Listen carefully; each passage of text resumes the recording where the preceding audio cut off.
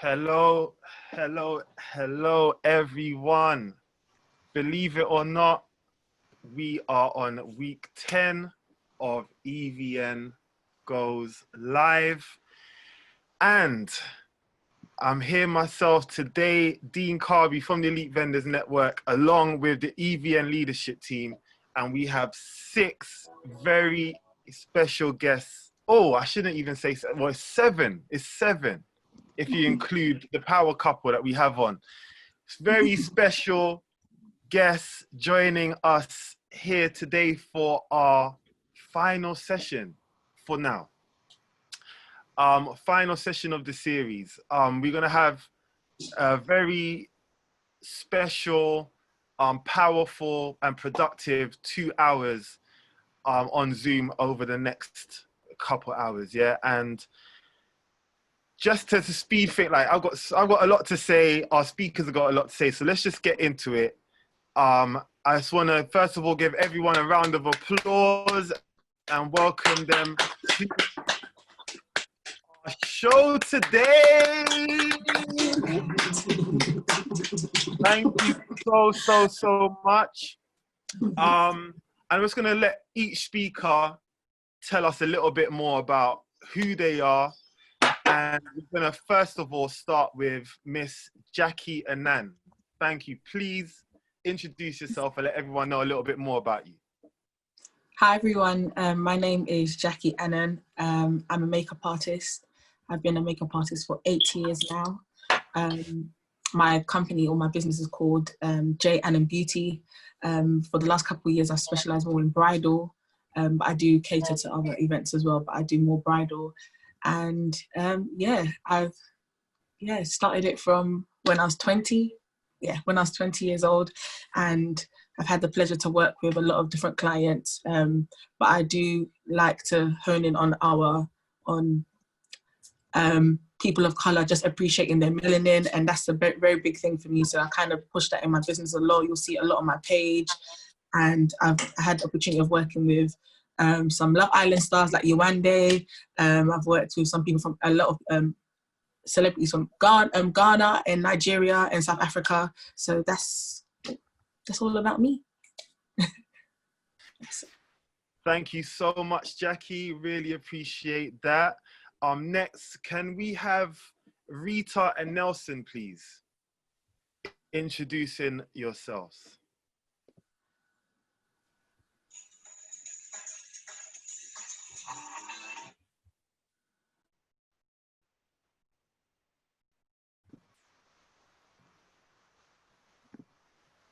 Okay, can you hear us? Yes, we can hear you. We can hear you. We can hear you loud and clear. Your video is about to start momentarily and so forth, but you can begin. Okay, thank you for having us. I am Nelson and Rita DEOSA. We're both DEOSA and we deal with catering and engineering, but today we'll be talking about the catering aspect. So we are the business owners and we have 5 chefs from different countries.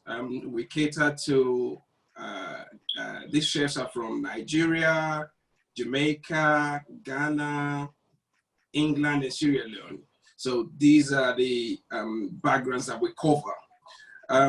So because these chefs are from these backgrounds, you would know that whatever you'll be getting from the DEOSA catering will be authentically sourced from your background, you know, and then this we execute professionally with the experience we've got over the years and from all other walks of life of the things that we do, you know. So yeah, that's who we are. And Rita? Hi everyone. Yeah, well, Nelson has explained it all. The whole point of the DEOSA is to bring people together through food, and obviously to enhance our cultural identity, you know, so within the Afro-Caribbean community. So that's what we do. We as well run DEOSA Engineers, which we're into calibration, of testers and pat tests and many more. So this is what we do. So it's all under the DEOSA group. Yeah, that's pretty much it. Yeah, and today we'll be talking about the catering, which is DEOSA events. Thank you so much. Thank you, Rita and Nelson. Love that the DEOSA group, caterers and engineering. Thank you so much for joining us today. Next, can we have Mr. Bigg Ayo? Tell people a little bit more about who you are and what you do, please, sir. Hi guys, my name is Ayo.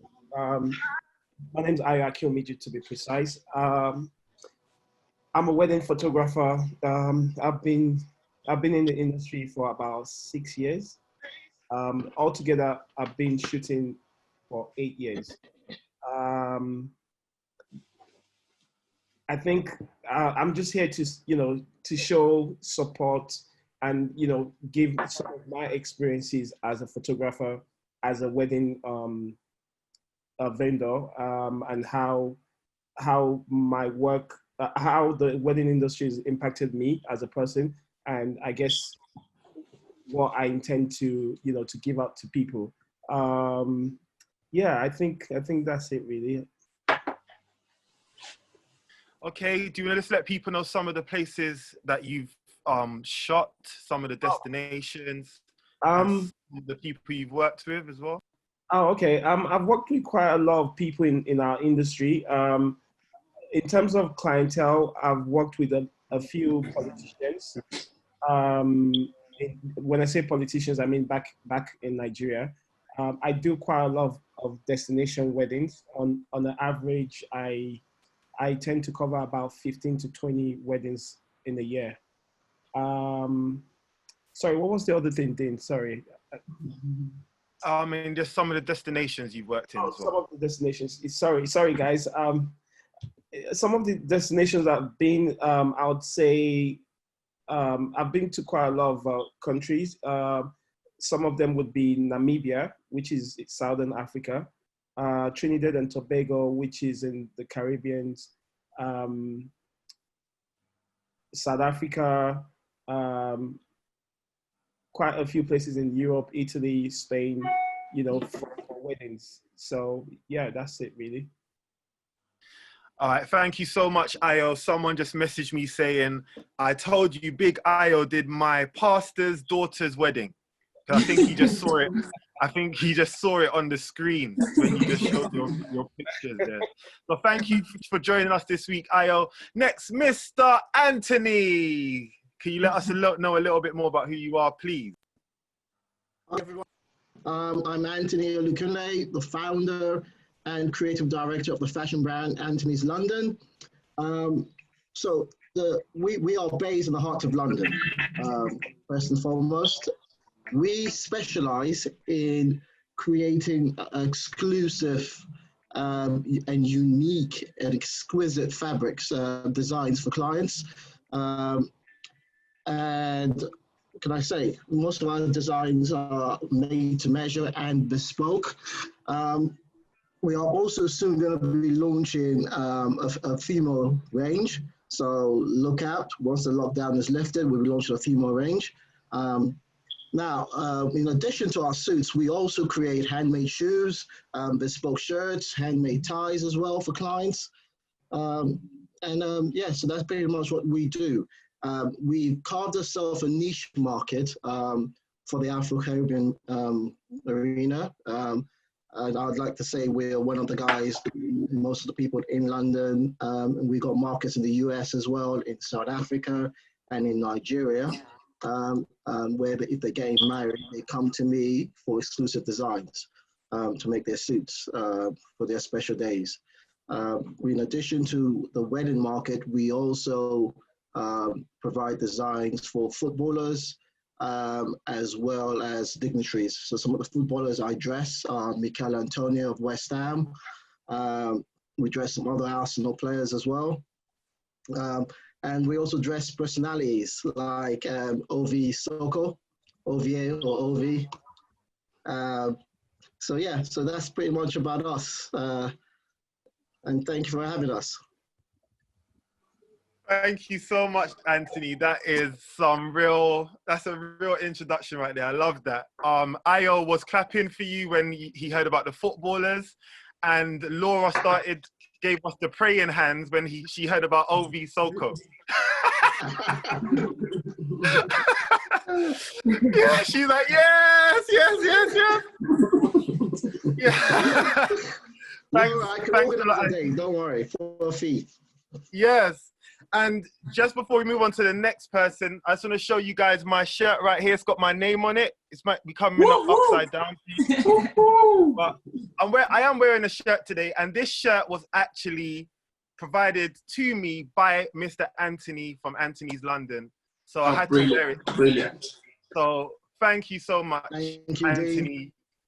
You've done some great work in the industry. Really appreciate you coming on today. Next, can we have Mr. Dimeji, please, from Elledee Creations? Hi, everyone. My name is Dimeji from Elledee Creations. Yeah, so the company kind of sort of more or less focuses on two aspects, which is the wedding industry as well as the kind of commercial side of stuff. We've done work for likes of the NHS, ORS here, Europe, and a few other small and big brands as well. I mean, we did one of the ones for BNB Live, and I think we worked on the EVN logo as well. So I think the beauty of our work is that it's not limiting to a location. So we've done work for people in the States, Nigeria, and other different countries as well. So yeah, I guess my coming on here is to kind of more or less share a little bit of knowledge of what I know so far in the wedding industry. And yeah, I think that's it really.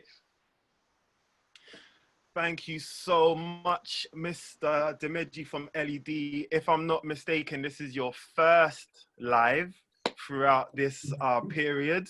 So thank you so much for coming on with us and joining us today. Your work, again, in the industry is very much appreciated, and we're happy to have you with us today. Last but not least. Yeah. What's that, sorry? So I'm very camera shy, so good luck getting me on here. Yeah. Well, you're looking good, man. Your lighting is good. You're looking fresh. Fine boy, no pimples and all that. Exactly. I love it. Looking good. All right. Next, last but not least, Miss Angel Jensina from the International Weddings Group. Please tell us a little bit more about yourself. Okay, good afternoon, everybody. Thank you, Dean and the EVN team for having me on here today. Just a very quick introduction for what I do. One of the hats I wear is I'm the founder of the International Weddings Group. I'm just going to play a quick video and then I will speak again. 1 second.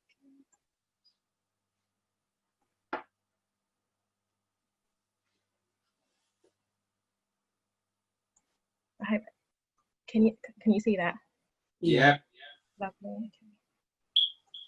Yeah, we can see it looks good. Go for it.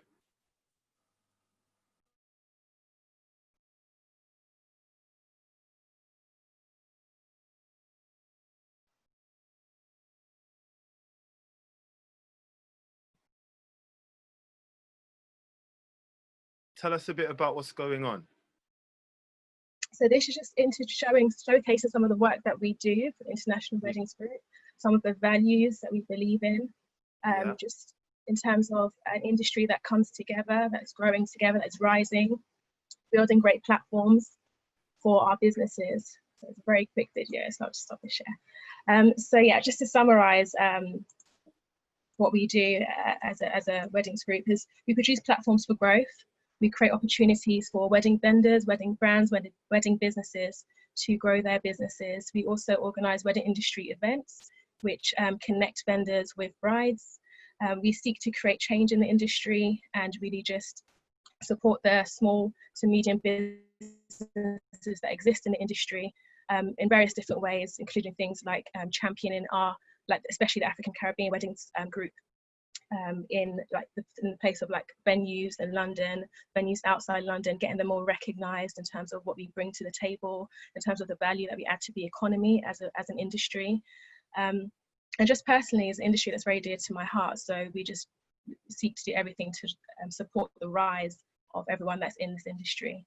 That's why we appreciate platforms like EVN, who is doing a great work on on your side of things, Dean and team.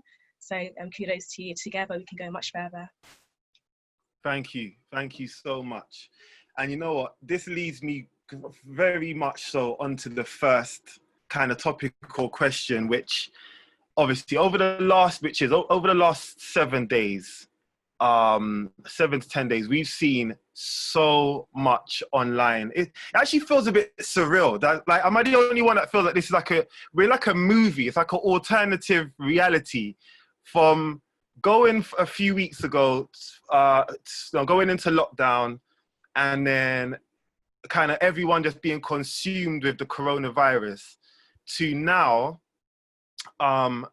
you know, seeing international racial protests, marches, looting. There's been all sorts going on. And there's a real big call right now to, I guess, support Black businesses, but a bigger call for change for the people that I guess are further up in the food chain. So since I spoke about the food chain, let's go to Rita and Nelson. Rita, I know that you went out to march last week, and you've done so much over the last few weeks to support Black businesses and to support the industry and keep it going. Like, why is this so important to you, and why do you think other people are so angry at the moment about what is happening? We can't hear you, Rita. Let me unmute you. Okay, yeah. Just as you said, Dean, it's been very emotional, you know, for every one of us.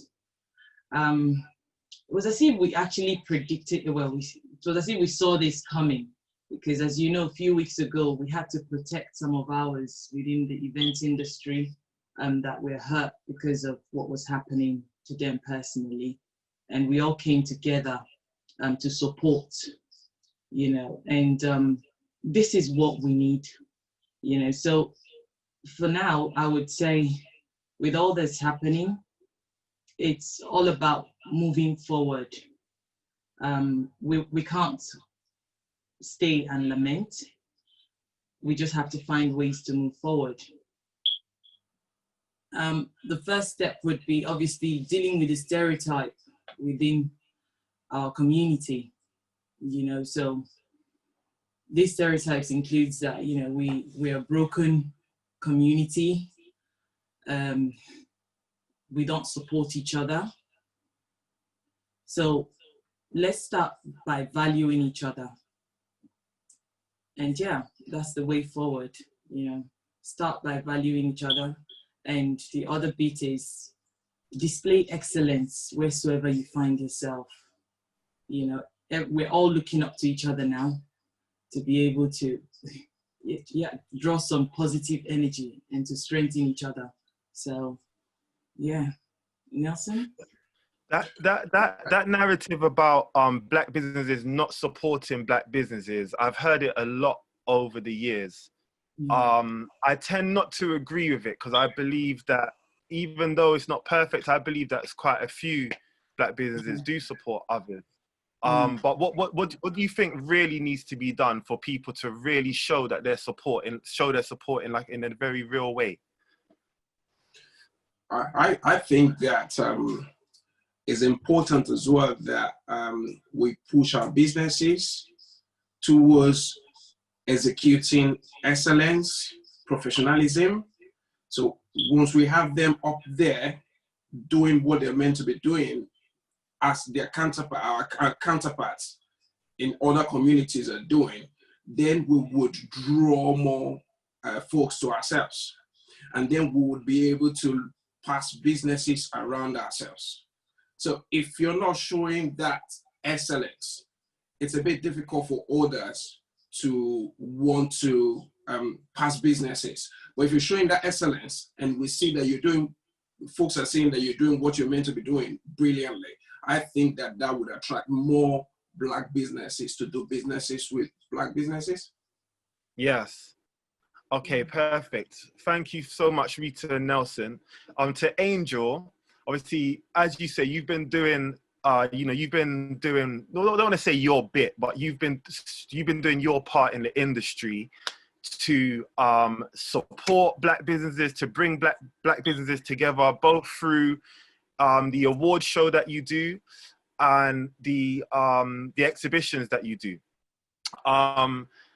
From the conversations I've had with you, I know that you've had many challenges with trying to get these things off of the ground and get support from the industry. And some of the people that you're trying to even do the events for aren't necessarily showing interest. They don't want to put their money down. They're not getting back to you, etc. Tell us a bit about your experience and what is it that keeps you wanting to keep giving back to the community that you sometimes have some difficulties with? Okay, great question, Dean. So I'll start by saying that there's no great thing, there's no greatness without opposition. There is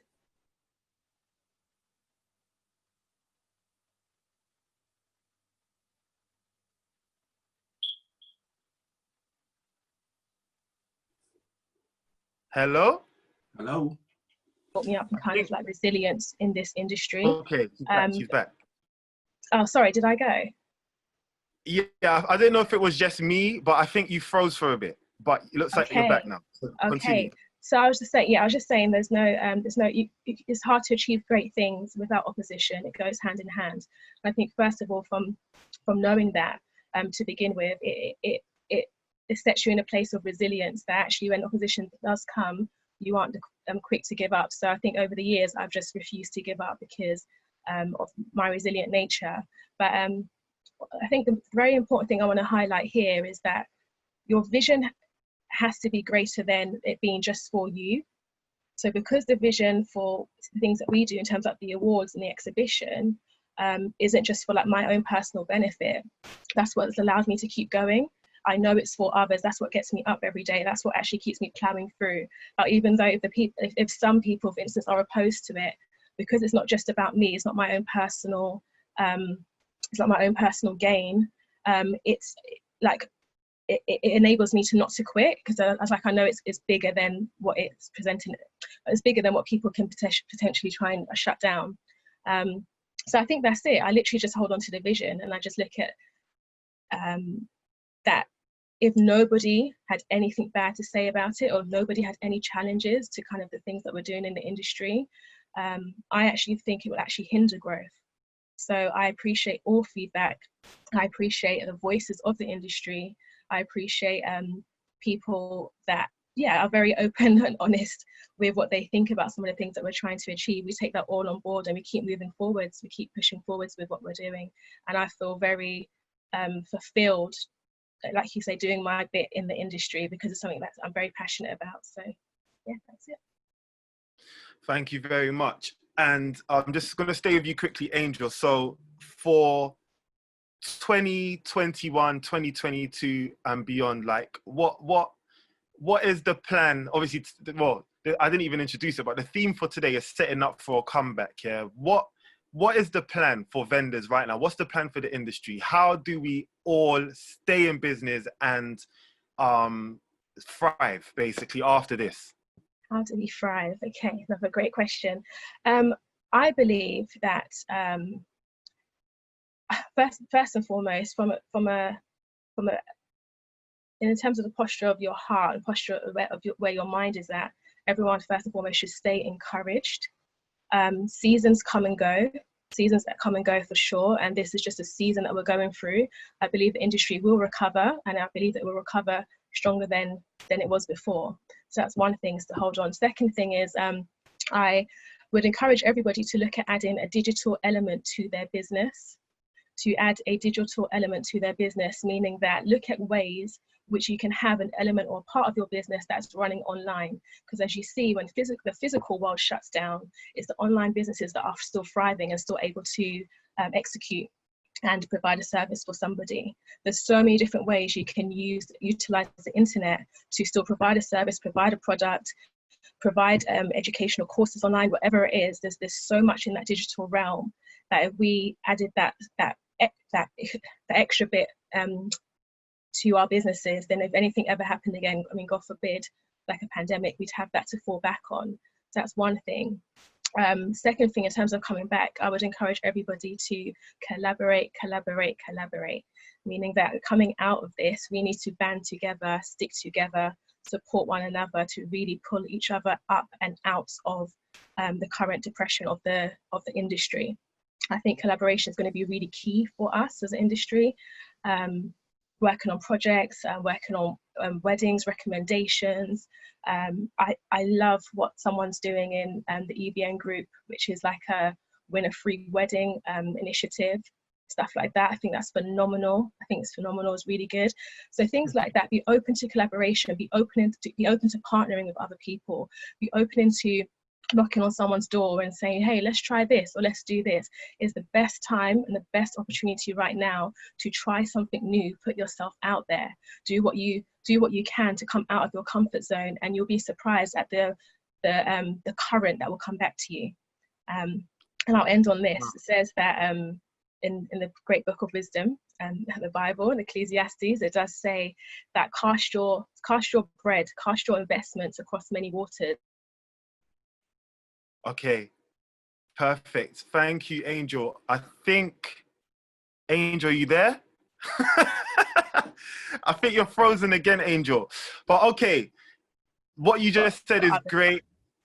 Okay, now, Angel, that was a great answer. And the thing is, both of your points actually send me to Jacqui and then to Dimeji. So first of all, Jacqui, Angel just spoke about going online, which I know that you have done. You're a makeup artist, Jacqui. You're also a singer.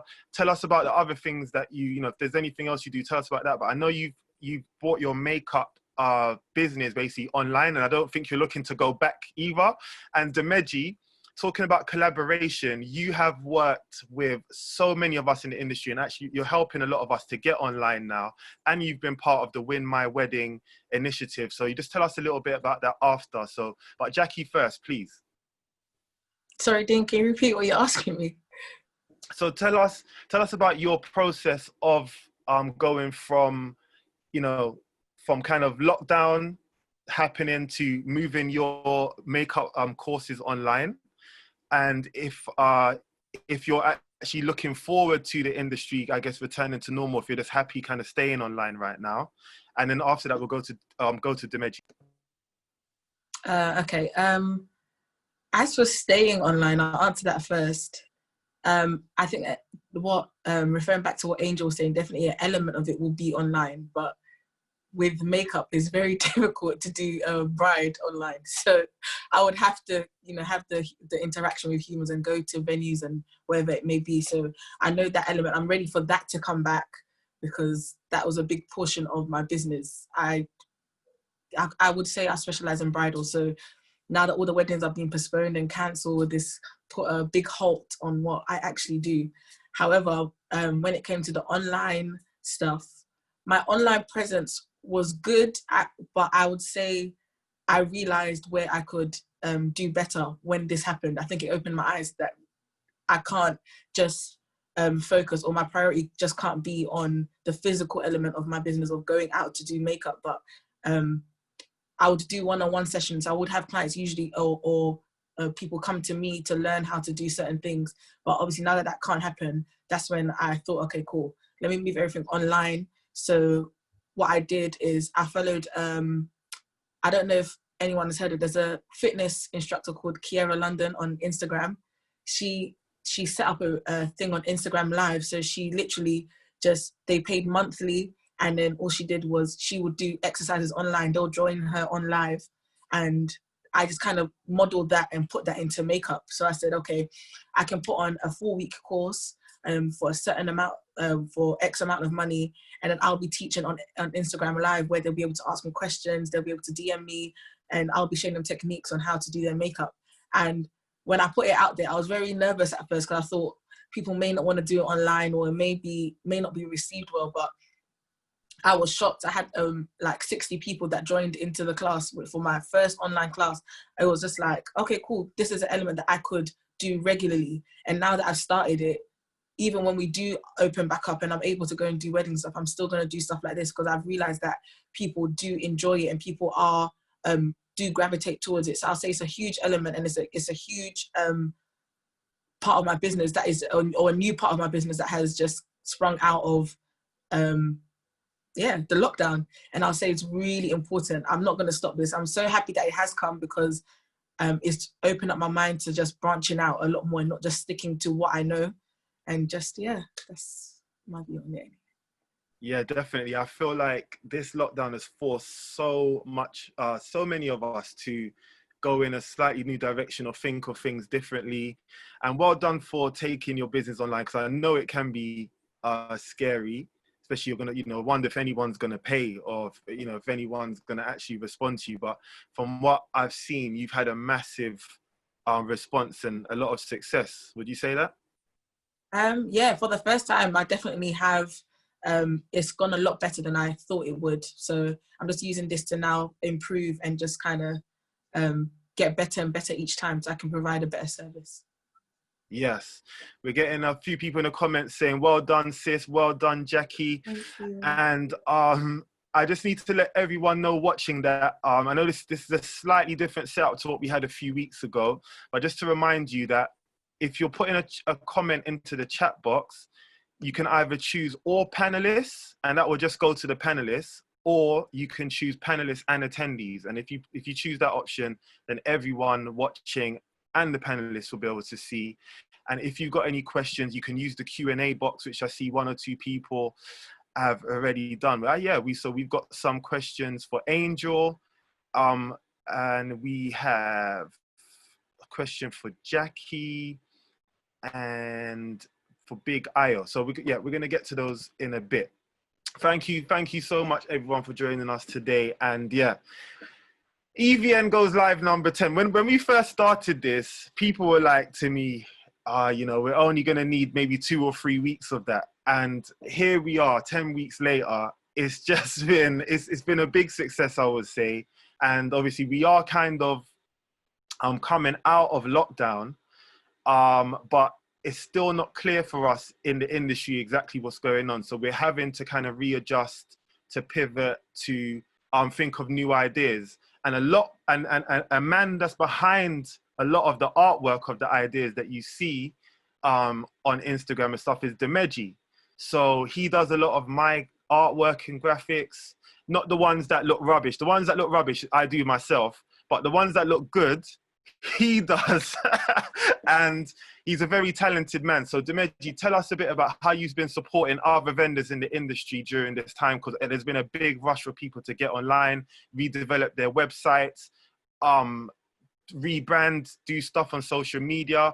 And obviously you're part of the Win My Wedding thing along with Anthony as well. So tell us a bit about why you chose to be part of that. Thanks, Andy. I think just to second what Jacqui and Angel said, I think definitely having a digital sort of addition to your business is very, very important.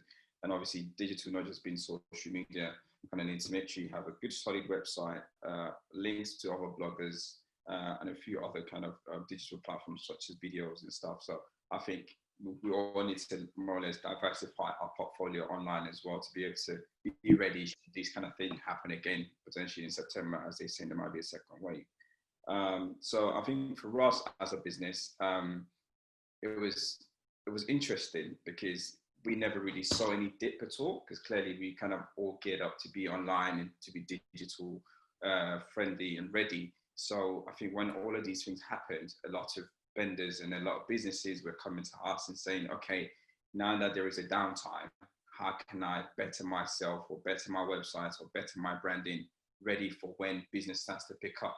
So I think the good thing about, if you can say a good thing, I think the nice thing about what's happened so far is that everyone's sort of taking time back to think and look at the whole collective of their business and then to get ready for a better going forward.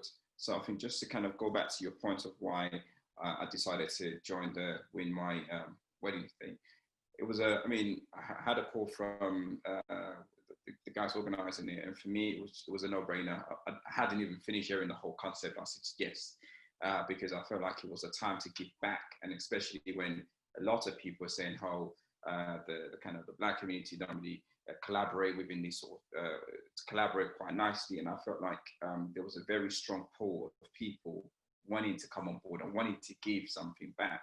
So for me, it was very important that when we do give back, we also need to give back with quality, because I think there is that aspect of, yeah, you're giving something for free, but how does the branding come across? Is it really, does it look decent enough? Are people going to like buy into it? Because yeah, you can knock up a few things online and stick it up or poster up. Sometimes the perception that you're trying to portray doesn't really go with what you presented. So for me, it was really good to be part of that movement, to make sure that whatever we're giving, everyone's giving it time. So we need to make it believable, we need to make it quality, and we need to make people buy into this. So for me, it was just the aspect of giving back at this particular difficult time. So yeah, that was my reason for joining. Thanks a lot, Dimeji. Karen in the comments says, I need man like Dimeji. I don't know. I don't know. I don't know if that means I need a man like Dimeji, or if she needs Dimeji, someone like you, to work on her graphics. Well, Dimeji himself as a man is taken. Like, he's married with children, but if you need him as a graphic designer, he is available to work on your projects. Someone else has just messaged me saying that they need someone to work on their website, and that is what Dimeji does. So we're going to put all of the speakers' Instagram handles and contact details in the chat as we go throughout the session, so you can see. Please continue the chat and the conversation. We just want to get to now Mr. Anthony, who has been managing to still provide his service throughout the lockdown. And obviously we're kind of coming out of this right now because a lot of people are not so much social distancing, but say for the last 9 to 10 weeks we have been, yeah? How have you been able to provide your service, which is very bespoke? You need to measure people, you need to kind of get up close and personal with people really to be able to get it right. So how have you been able to still deliver such a premium service during the lockdown? So because of the way we work and our delivery model, remember I said our fabrics are unique, so we source the fabrics for the clients. So it can take anything from 8 to 12 weeks to provide a client with the end product. So that starts from when we first see the client, to conduct the consultations, to picking the designs, all the way through to making it and having them do their fittings.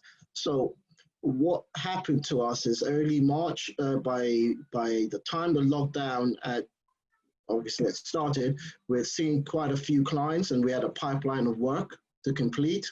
We picked the client, the outfit for the clients. We've done all of that. We picked the designs. It was just a case of making it, which is what we used the last 12 weeks to do, to make the designs. So we've been busy creating all those designs for the clients that we've seen previously.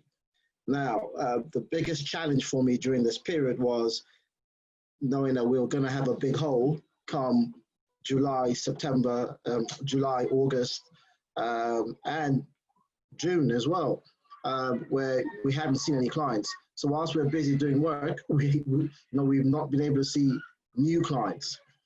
So what I did was I reached out to some of my existing clients who I had relationships with and offered them discounts to order suits, knowing that they didn't need it at the moment, but hoping that the relationship I have with them and the discount will sway them into ordering suits. And I was lucky enough that most of the clients that ordered suits regularly from me agreed to do it. And I feel that they agreed to do it not because they needed the suits, but because, the relationship I had with them. And for that, I'm thankful for that. So they decided to support me to order some suits. So that's what's kept me going. And I'm trying to find unique ways, like everyone else, to make sure we continue to provide a service. Like I said, we'll be launching a few more range very soon. We're also going to be launching a YouTube channel where we're going to be talking about styles, designs, especially for clients that we've already provided a service to within the wedding industry.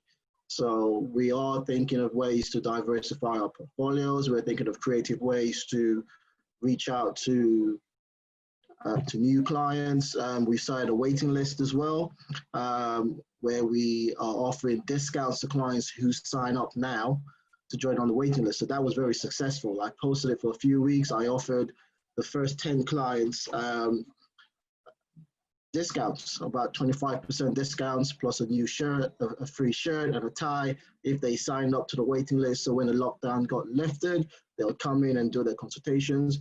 We actually had about 20 clients reach out to us. So we gave them the discounts. We've got a lot more clients who are still inquiring about being added to the waiting list. And so we're hoping that the future, or like Angel said, we're staying positive. We have the right frame of mind in place. And we're just trying to make sure that once the lockdown is lifted, we can continue doing business as normal. Thank you, Dean. Thank you very much, Anthony. Really appreciate that. So, Mr. Bigg Ayo, you worked alongside my fiance Mary, as well as a few other vendors last Monday. So not Monday gone, the Monday before that.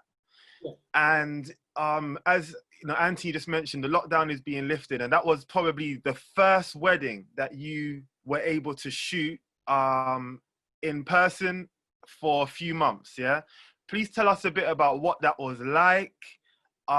When are the pictures coming out?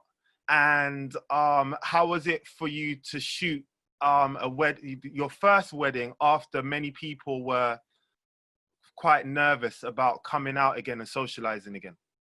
Right. Sorry, can everyone hear me? Can you hear me? Yeah, we can hear you. Yeah, we can hear you, yes.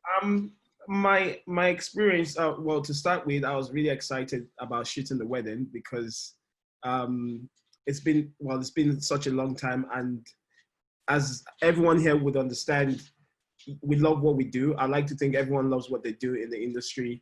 So not doing it for a long period of time, you kind of miss it. In terms of how it was for me, I would say it was quite difficult and exciting at the same time.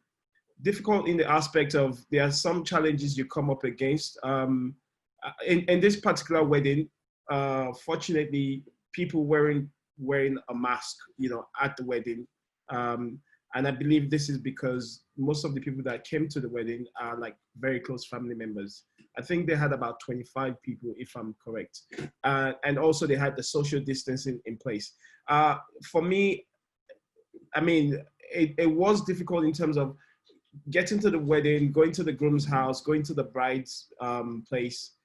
It was a thing where you had to wear a mask. I mean, this is something I tell myself, that I have to wear a mask.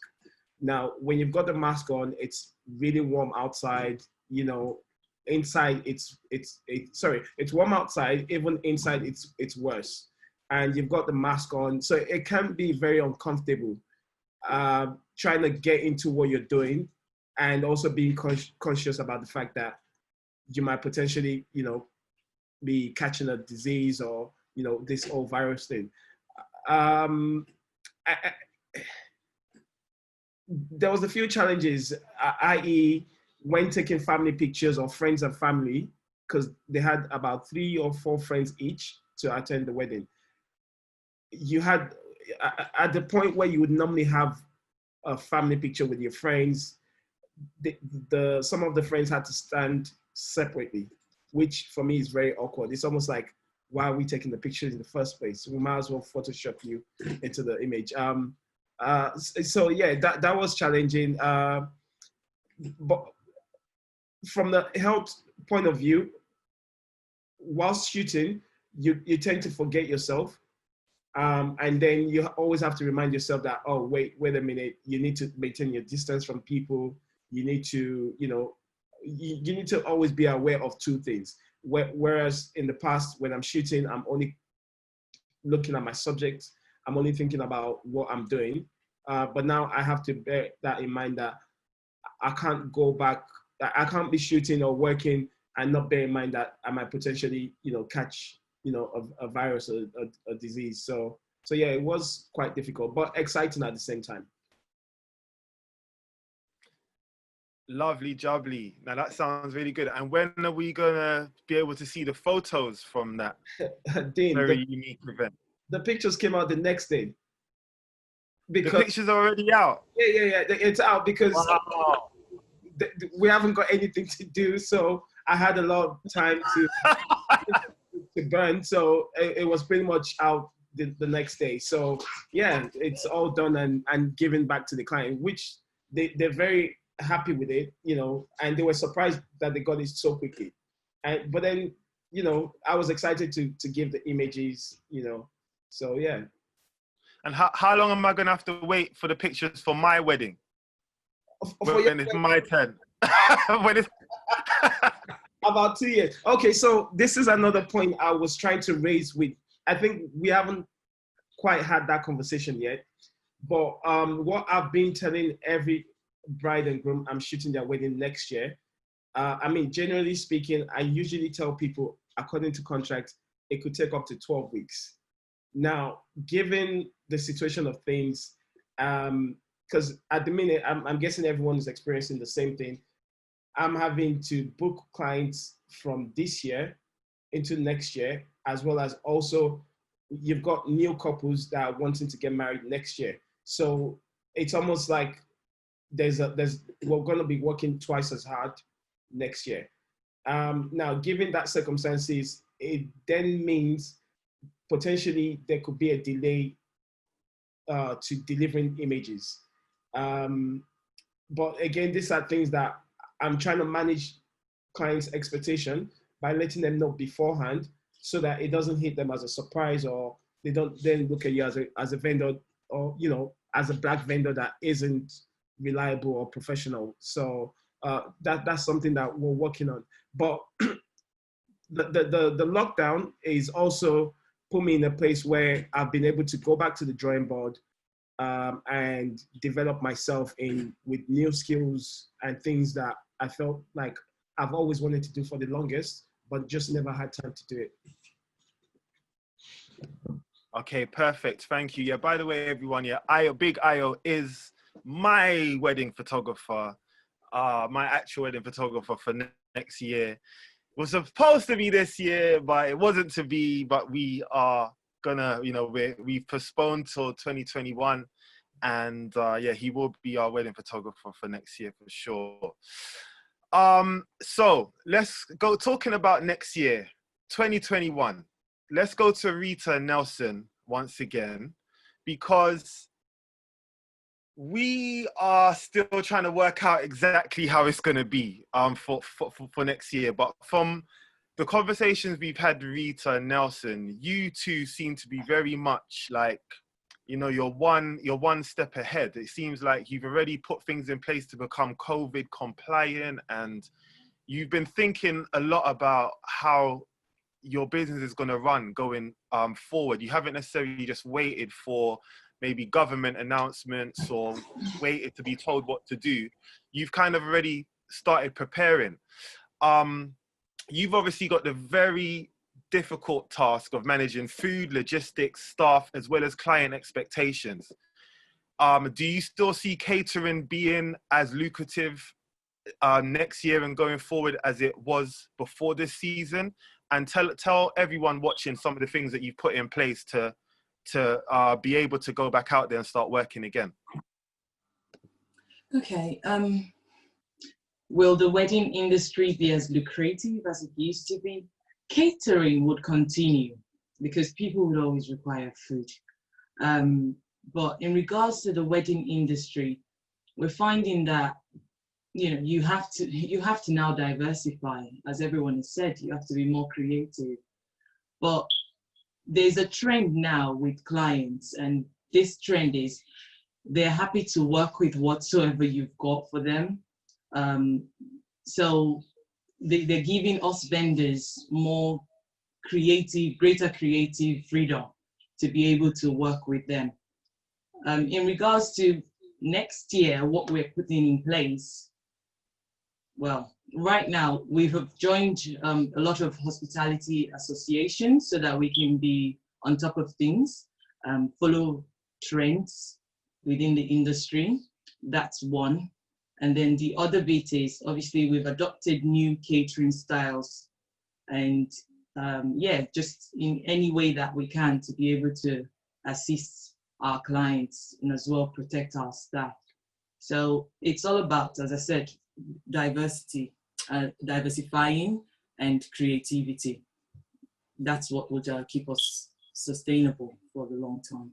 So Nelson, have you got any other points? Yes, it's clear that it's going to be a bit difficult for things to come back to the way it was before, or even surpass the way it was before.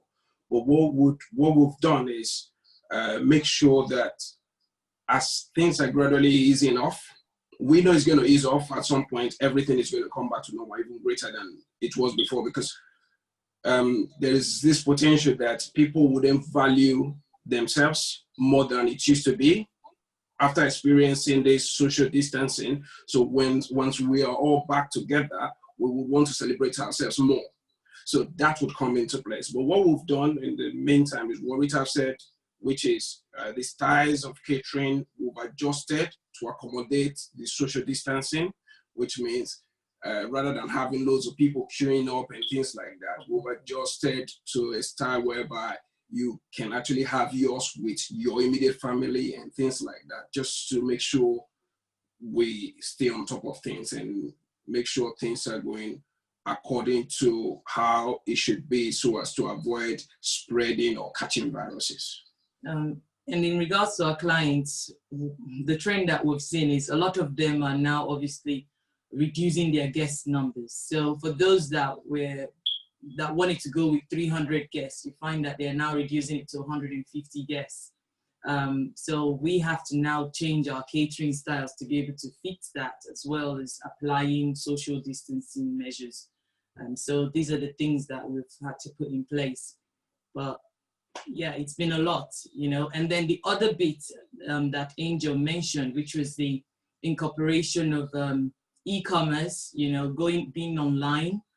We had to adapt as well by, you know, having a DEOSA food section on our website where people can have weekly orders. So that's how we've been able to adapt, although it's not as, you know, a wedding, but it's still something for now.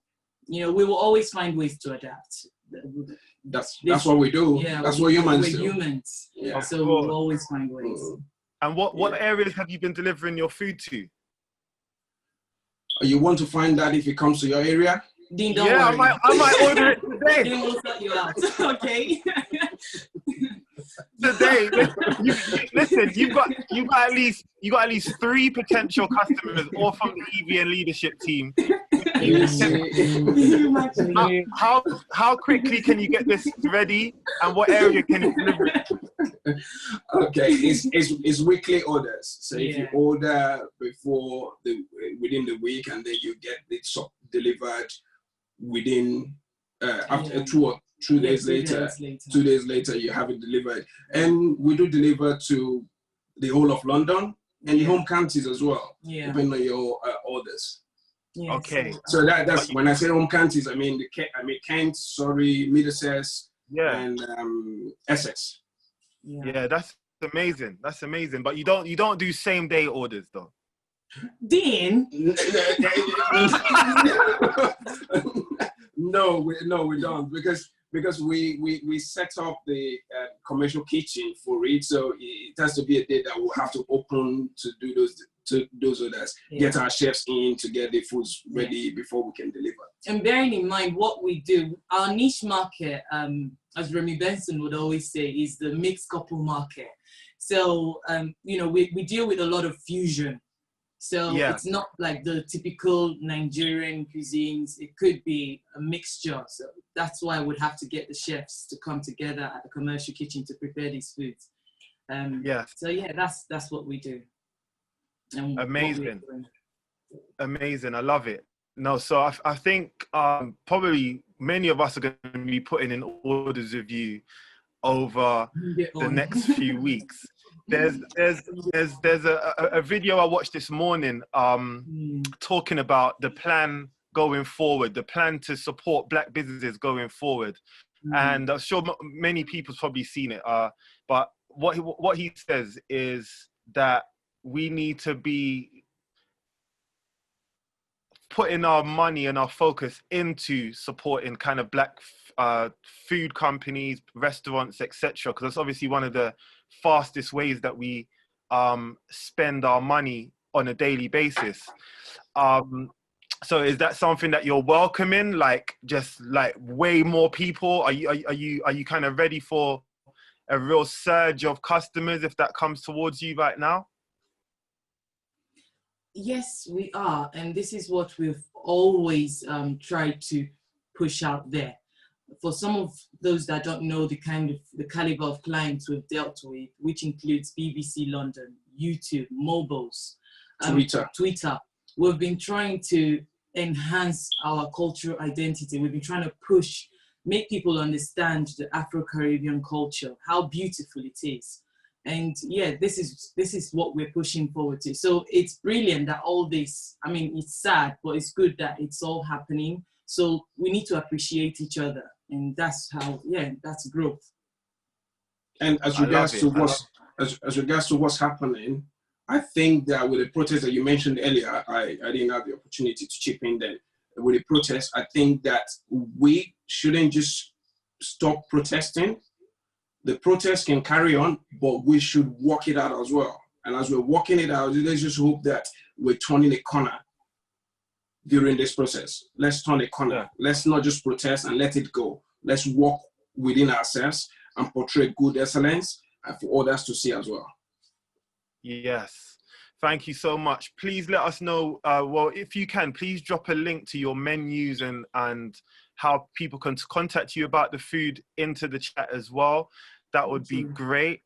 And next, a question for Angel. So Wara has actually, Wara's asked a question, but I'm going to ask a question from Beatrice, which says, to Angel, how would online work for planners and coordinators? Like, how can planners and coordinators make their service come online during this time and going forward? And I think you've got online exhibition that you would like to tell people a little bit about too. So it's probably a good time for that.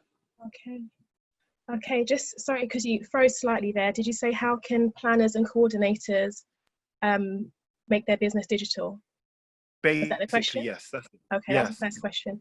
Okay. So just from your normal daily runnings in terms of like the meetings that you'd have with them and the phone calls or any face-to-face meetings you have, obviously you can take that straight onto the Zoom platform and still continue in those in communicating with your clients in that way, touching base with them through I think we already use kind of like chat, WhatsApp chat and phone calls, but just taking the face-to-face element onto Zoom.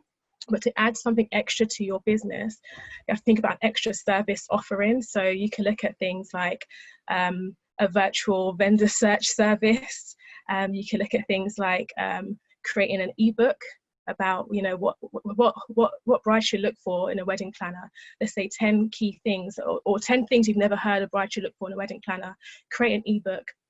Get people to download it. Whether you charge people like £2, £2.50, let's say a few hundred people download that's someone do the math for me. That's like for £200-300 just from sharing information. Come on, Angel. I know. It's start a blog. You can start a blog. You could a wedding. I think there's very few wedding planning blogs in terms of like from our community. And actually with those blogs, you can actually start to feature other brands on there. So people who want to, it's not just wedding planners who want to contact brides, there's so many other people, there's hair companies, there's skin companies, all these different people that can advertise on your platform, create some sort of platform, put out content, And also in terms of advertising, now is the best time ever. Digital marketing.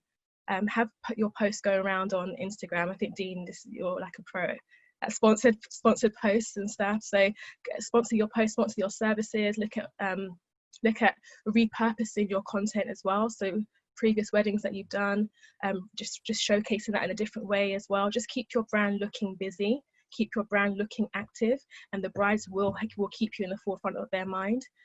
So that's just some ways. And another way, which is just one more way actually, which is slightly something that maybe we don't talk about as much, but obviously the rise of the so-called Zoom weddings. If that is going to be a thing, if it's even going to come in for a period of months, don't resist that flow. Get well versed on what a Zoom wedding is and how you can be part of the bride and groom's journey through that Zoom wedding process. Don't think that excludes you from the journey. Add value. You get to know everything you possibly know about a Zoom wedding, and then you still get a client to book you to, you know what, I'm going to coach you through this. So that's another option. Dean, yeah, so you mentioned about the show.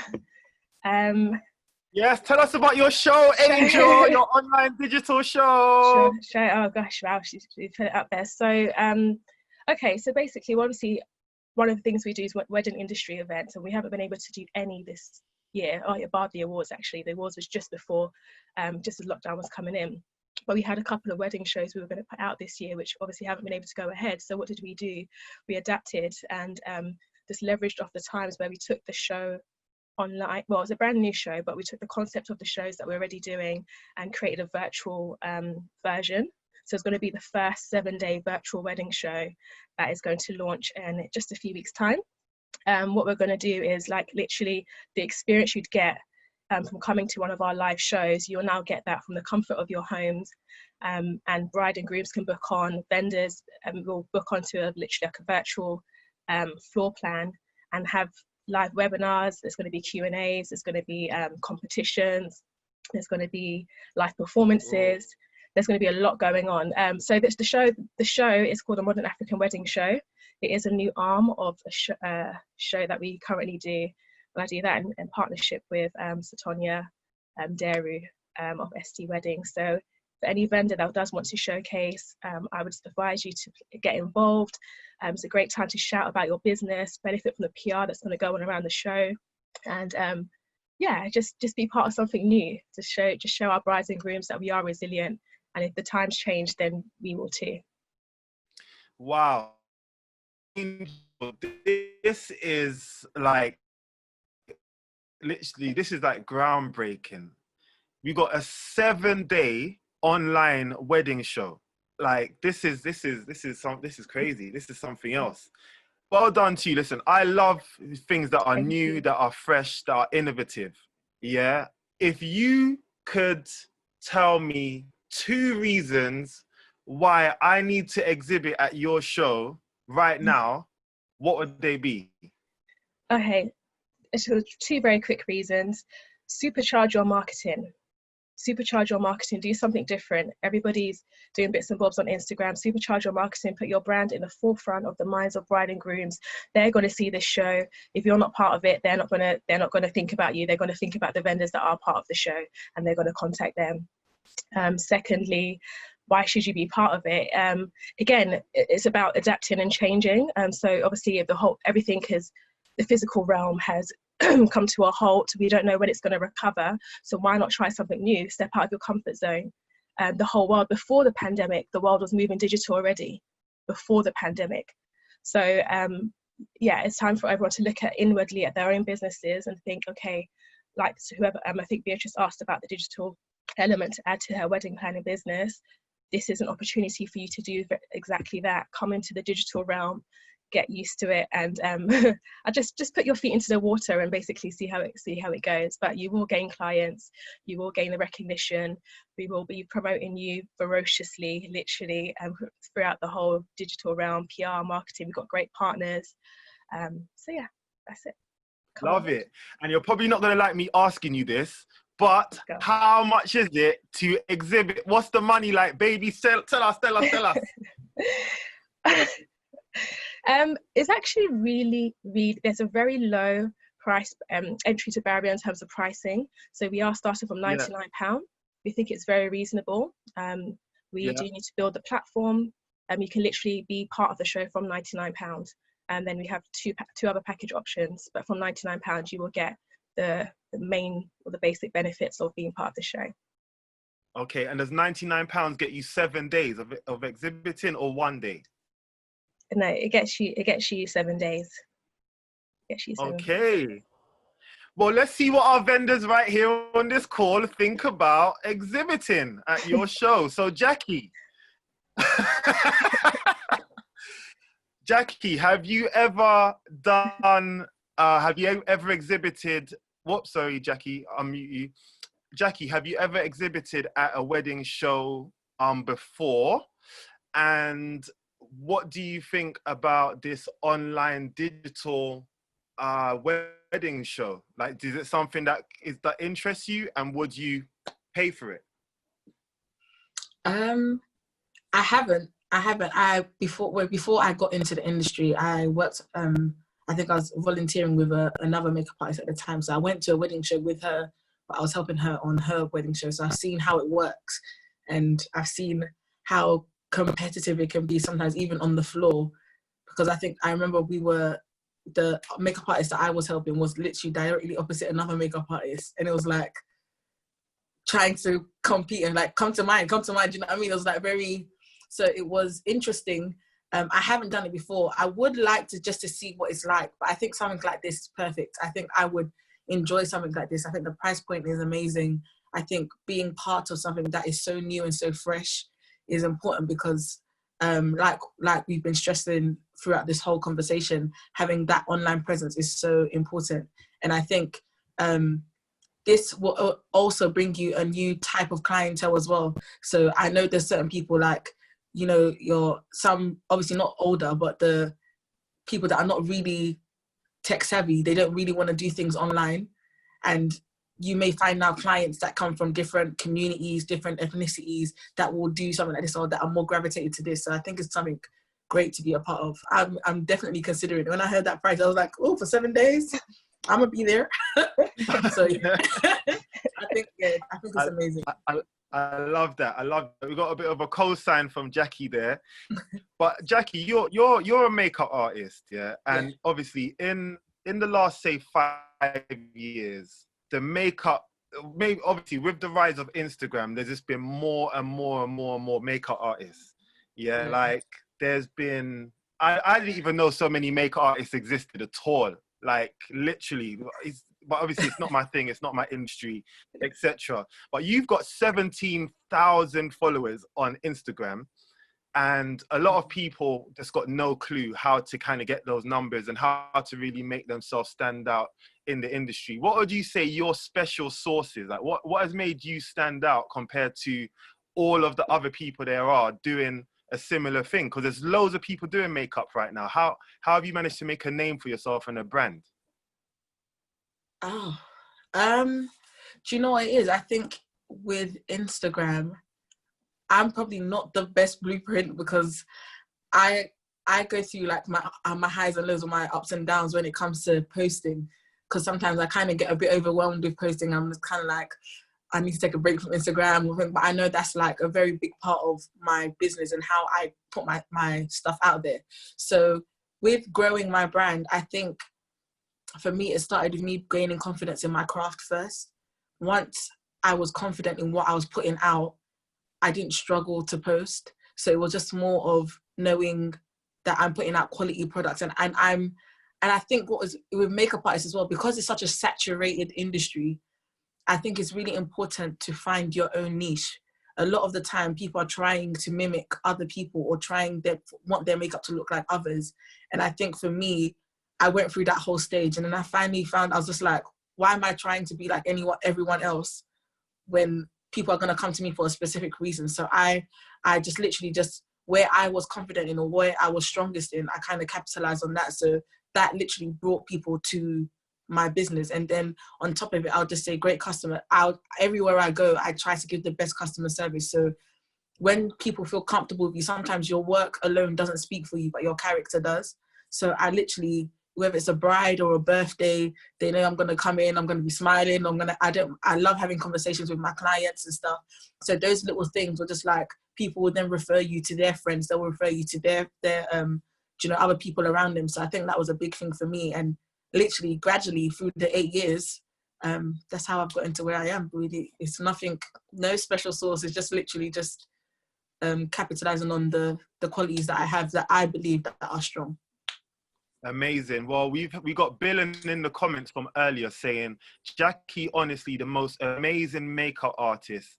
I get asked 5 years later who did my makeup, and I take pleasure in directing them to you, sweetheart. And that's from Bill with 2 kisses.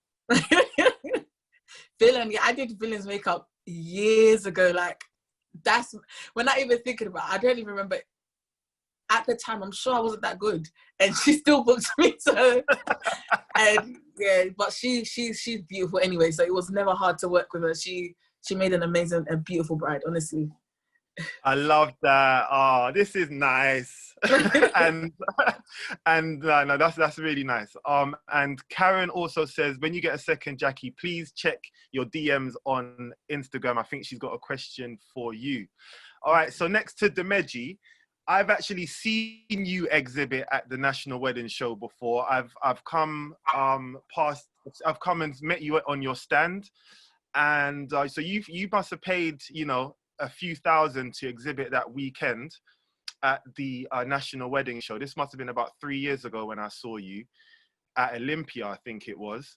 What do you think about Angel's online 7-day digital exhibition, and what do you think about the price point? Is it something that would interest you? I mean, compared to what we pay for the National Wedding Show for 3 days, I mean, you're kind of paying about less than just over £10 a day for Angel's one. So I think it's a really good starting point for the price. And maybe I might rethink my the pricing. No, don't do that. I'm joking.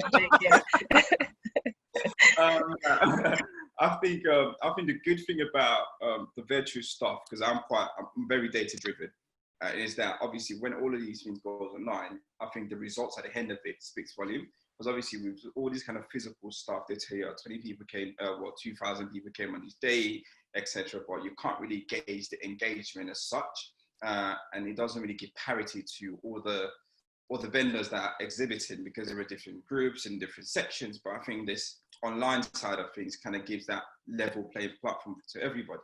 And then obviously afterwards, you can then share the data to say, this is the actual amount of people that came, and this is the level of engagement. So I think it's a really good, very good, innovative idea. And yeah, I'll probably consider it. And Dimeji, another question for you, because I've heard a lot of people over the years ask, like, is exhibiting at a wedding show worth it? So I'm not going to necessarily ask for, this is, we're not trying to make any digs at the National Wedding Show, yeah. But for what you paid, do you feel like it was worth it? Do you feel like would you do it again? Did you do it again? I think the reason, it was a very difficult decision, because I think that was probably the second year of us in business, and I wanted to reach out to obviously a very wide group of audience. I believed in the quality of work that we had, and I was like, you know what, I'm going to go for it this year. I even had a salesperson in there as well, because I know just me going in there, I might not be able to, because I'm not a sales guy, so I might not be able to build out rapport with people. So I had a salesperson in there, I had myself, and I had other people. So we were well staffed. But in terms of return from that, I don't think I've got my money back, in all honesty. And that might be the fact that I probably didn't do a good enough follow-up, or I didn't approach enough people in there. So I think there's a mix of what you take and what that platform provides to you. So you can't just say, oh yeah, the National Wedding Show didn't really do this, but what did you do to try to make sure that you get your money back? I mean, if I had a free stand, I'll go back again, because I think you get to meet a lot of lovely people. And also, I think one of the things that we probably don't, when we look at our return on investment, I think most of the time we look at money that's coming back. But I think for my line of job, return on investment could be visibility for your business on your brand. So, okay, we did go to National Wedding Show, did 40 or 2,000 people walk through our stand. Did they know about the brand? Did they follow you on Instagram? Did they send you inquiries? Did you follow up? So I think your ROI has to be based around a lot of other things rather than just, okay, it's made me back $2,000 or it's made me back 40 grand. So for me, I think I would do it again, but I'll do it again necessarily not thinking I want to get this X amount of money back, more so to kind of show the visibility of the brand and reach other ethnic minorities and other sort of cultures that are out there that don't necessarily follow your brand on social. So yeah. Okay, thanks a lot. Well, you kind of answered. We had another question about what was the return on investment like for you, and as you said, it's not necessarily just about the money itself, but about the kind of exposure, the marketing, the branding, etc. So thank you very much. So next, Mr. Anthony. Talking about marketing, you very much need to get higher end clients who see it worthy to spend, I guess, you know, 800 to £1,000 plus on a suit, shoes, etc. And with the competition in bespoke suits increasing, like there's more and more people now doing it. How has that been for you to kind of keep yourself at the top end of the market and not necessarily be tempted to drop your prices? And how would you just recommend that anyone watching this attracts higher end clients? 'Cause that's what most of us want. I think Rita and Nelson hit it on the head when they said, when you provide an excellent service and product, people will tend to gravitate towards you.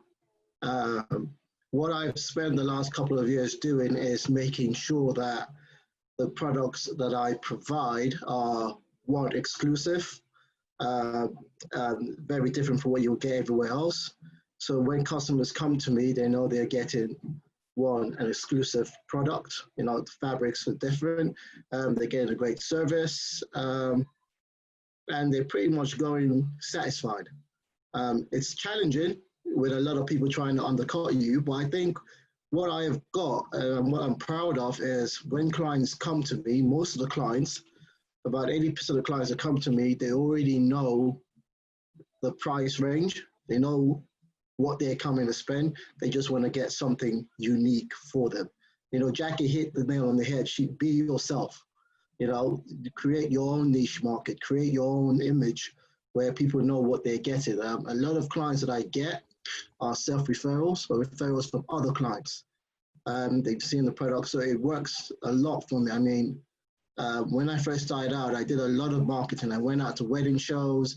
You know, I was everywhere and anywhere. And I realized that it was hard to measure my return on investment, just like what Dimeji was saying. It was very hard to measure my return on investment because I wasn't seeing those clients coming in. But what it was doing was showing my brand to people. Yeah, and people were seeing it. And what I was seeing was, hey, I saw you at that wedding show 2 years ago. I wasn't ready to get married then, but I came out, or someone referred me from that wedding show to come to your brand, or I attended the wedding and, you know, we saw, you know, I attended this wedding and I saw the suit you made for that person. I really liked it and I want to come to you. So yes, it's a tough market to be in, but I realized that by just being yourself and making sure you provide an excellent service and product to clients, you know, you'll grow. And that's very important. Provide that service, provide an excellent service, build and maintain relationships with those clients as well. That's equally important. And yeah, you tend to grow and find your own little space within the industry. That's me. Okay, excellent. And with this new service that you're launching for females, is this going to be like tailored suits for females? Like when we see women part of the, like a woman, no, what do you call it? Like a best man, that's a woman, you know, like, yeah. or a woman, yeah, it is, a woman that's a, I don't know a groom's woman. Yeah, I'm not looking to crack the wedding market with suits for women. I know that is the dresses, that's sold. They're not going to be wearing suits. I think what I'm looking to do is challenge the likes of Zara and other brands who make bespoke, who make off-the-rack suits for ladies. I'm going to be providing bespoke or made-to-measure designs for clients, but closer to the price range of Zara. Okay. See what I mean? That's the whole idea, because if you try and make it too expensive, then you're not going to sell the suits. Ladies tend to wear one outfit once or twice, and then that's it. They don't want to see a repeat. So we're going to have to make it, bring the price down a little bit. So it'll be made-to-measure designs for them. I want to compete with Zara. I want to compete with those shops that they go and get designs from at around £250, £300. And that's my price range. That's the market I want to crack. Yeah. So yeah. So you're making suits for the fashionable woman like Rita, Angel, and Jacqui, just like them. Exactly. The boss ladies. Have them stand out in suits, power suits. I love it. I love it. So Yeah. so these could be suits that like ladies wear to work and that kind of look, or yeah, suits they wear to work, suits they want to wear to church, suits they want to wear to special occasions where they don't really want to look, they want to look too formal, but they want to look stylish. So yeah, so in terms of the ideas, they come in with their ideas. We would make it. They pick the fabrics. We have over 1,000 fabrics for them to choose from in different colors. They pick the buttons. They pick the lining that goes in the suit as well. They're literally creating their own design and look. yeah. Okay, this sounds like a great new service that maybe should be exhibited at Angel's new show. Hey, I have been to most of Angel's events, so it's the first time hearing of it. Yeah, and I'm sure we're going to speak afterwards. Anthony's he's a patron. He's a patron of our events. Guys, everyone's gonna think that Angel paid me to one, be on here today, and two, to promote her, but there's no money involved just yet. Just yet. But if there's any sales, if there's any sales from as a result of this, then the EVN would very gladly accept any contributions that you would like to give us. No worries. For our no services. worries. Thank you.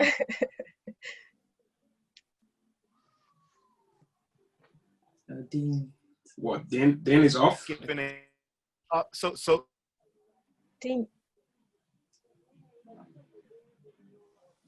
this whole situation affected your business? What are some of the decisions your couples are making? And how are you keeping up to date with the news in the destinations you are booked to shoot in? Sorry, Dean, you might have to repeat that. Yeah.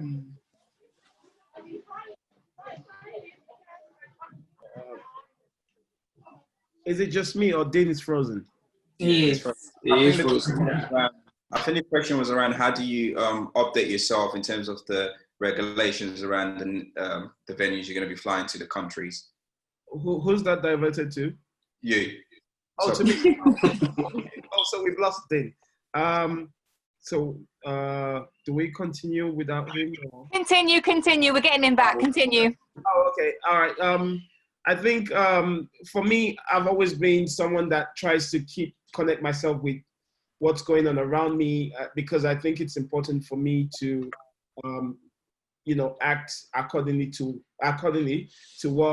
what's happening, in the world. I think the main way I keep in contact, to get to know what's going on is, keeping an eye on things with the news, speaking to the bride and grooms that are potentially shooting their wedding in the different parts of the world, and basically getting an opinion and giving my opinion on how they feel about their wedding. Take, for example, the wedding we shot on Monday, not last week Monday, the Monday before. The bride's wedding was initially meant to take place in Athens on the same date. However, she's decided to have this small gathering in the backyard, and then the actual wedding is going to be next year. Sorry, is it? Yeah. So I think it's just keeping myself open to changes. I've had one or two weddings change from a destination wedding to a wedding here in the UK. So it's just I've tried to be as flexible as I can. because that's the only thing we can do to basically act according to what's happening in the world. Dean? Yeah, thank you, Ayo. Yeah. Yes, I just got thrown off of the Zoom call and now I'm back on. I think the internet is tired, my laptop's tired. it's having a few technicals, but no worries. I can hear myself being repeated. Okay, cool. I think he's frozen again. Dean, you're frozen. Am I frozen again? Can't hear you. Hello? Hello? Okay, Yeah, we can hear you. We can hear him. Yeah, I can hear you, Dean. Yeah. Okay. Wow. Sorry about this, guys. I haven't had technical difficulties for a few weeks, but they do crop up every now and then. All right. So someone said old age and old Wi-Fi. Yes, maybe the Wi-Fi needs to be upgraded. Very sorry. Can everyone hear me now? Yeah. Yes. Yeah. All right. Yes, And so, yes. so Ayo, one more question for you. So similar to what Amwara asked. So obviously, you do lots of destinations around the world. Yeah. But then some countries obviously going to be open and some are not going to be open, and then some people who want to fly from other countries to get into those countries may or may not be allowed, etc. Yeah. So like, I guess, are you having to have regular conversations with the clients, and do you feel like some of these weddings are actually going to go ahead, or do you think that it's going to be cancelled? If I'm being honest, I've experienced some weddings where the date has originally been moved. Maybe take, for example, around March. It's been moved to later on in the year. And then the bride and groom has come back again and said they don't actually have a date for the wedding. It's a very sensitive one. I had a bride that our parents lived in Italy, and they were due to get married in Italy. However, I think our dad had the virus, and unfortunately the dad's passed away. So she's there, given the circumstances of things, she suspended the wedding and doesn't actually have a date. In terms of people moving their dates, I try to have regular conversations with as many couples. Sometimes you can't always keep up with things, and I think it depends on the bride and groom as well, because some people are open to discuss what's happening with you, and some people, it's more personal to them. So it kind of depends on the relationship that we've started with in general. And obviously I respect people's privacy, but what I try to push for is to basically give my opinion and see what they're thinking, and then we can sort of come to some kind of agreement, i.e. some clients were set to have their weddings done in September. However, I personally think the lockdown will be over before September, and possibly there might be a smaller group wedding in place. So take, for example, 50 people, 20 people. And my thoughts from that is based on the fact that if you can have, 20 people or 40 or 100 people on a plane flying with their mask on, then surely there should be some kind of lenient, excuse me, there should be some kind of relaxation on the fact that maybe weddings to go ahead. So, having these regular conversations with people, because sometimes I've spoken to one bride where she can't afford to reduce the guest numbers because she comes from a big family. They're expecting about 400 people, and she wasn't up for like bringing it down. Whereas I've had some clients where between conversations, they've decided, you know what, why am I inviting 500 people to my wedding when I can save myself money, buy a house, and cut the size of the guests to 100 or 50 people. So I do have regular conversations with as many brides as I can, just to discuss what they want to do, what they're thinking in their mind, and how it affects, you know, the destinations that, you know, they're getting married in. Some people end up moving their weddings to a different country, i.e. to UK, whereas some people just altogether move their dates. Okay, perfect. Thank you, Ayo. Next to Jacqui, I'd just like to ask you about you working with clients, because, you know, you said that obviously you are a bridal makeup artist. Going forward, have your clients been worried about you getting up close and personal with them? Are you worried about being up in their faces? Because you have to be really, really close to them to do what you do. So how do you feel about that going forward, even once we're allowed to do events again? I am a little nervous. Sorry, I am a little bit nervous when it comes to that, only because I live with my mum's high risk, and I'm a carer for her. So that's the only thing that concerns me in terms of actually now going to see a client physically again. It's going to be a little bit, you know, and I'm going to have to take the precautions in that. But I started to, once my brides are rebooking, I'm telling them that it literally has to be me and them alone in the room while I'm doing their makeup. Certain things have to be done because, yes, business is great, but a family is everything. So that's my main focus. I want to make sure that everyone is safe in the environment, but I'm also protecting myself and my family. So brides are not necessarily nervous. They want to get their makeup done. They know it's an important part. So I haven't had a bride saying, oh, I'm scared for you to do my makeup. They want their makeup done because they want it done. However, I'm just going to have to restrict the amount of people in the room. So if it is that the photographer needs to come in, he probably has to come in for a little bit, take his picture, then I can move out of the way. So, do you know what I mean? The social distancing has to kind of be on point, because yes, our industry, you know, is great, but life is more important. We have to be alive to do our work in it. So I think that's an important aspect of it. So they're not, I won't say they're scared. I think they're ready to get it done at this point. They're over it, because a lot of them are just like, I have to reschedule this, I have to try this, are you available on this day? There's a whole load of things that come with it. So at this point, they're ready to just be married and start their life. But I will be wearing a face mask because I'm way too close. When I'm doing the eyebrow, I can feel people's breath. So yeah. So I will be wearing a face mask, 110%. Yes, exactly. Sorry, Jacqui, I have a quick question. Sorry? I have a quick question. Yeah, sure. Would you be open to like advising given the weather, advising brides to have their makeup done like in the back, like if they're getting married, if they're having their makeup done from home, like having it in the backyard or outdoors somewhere?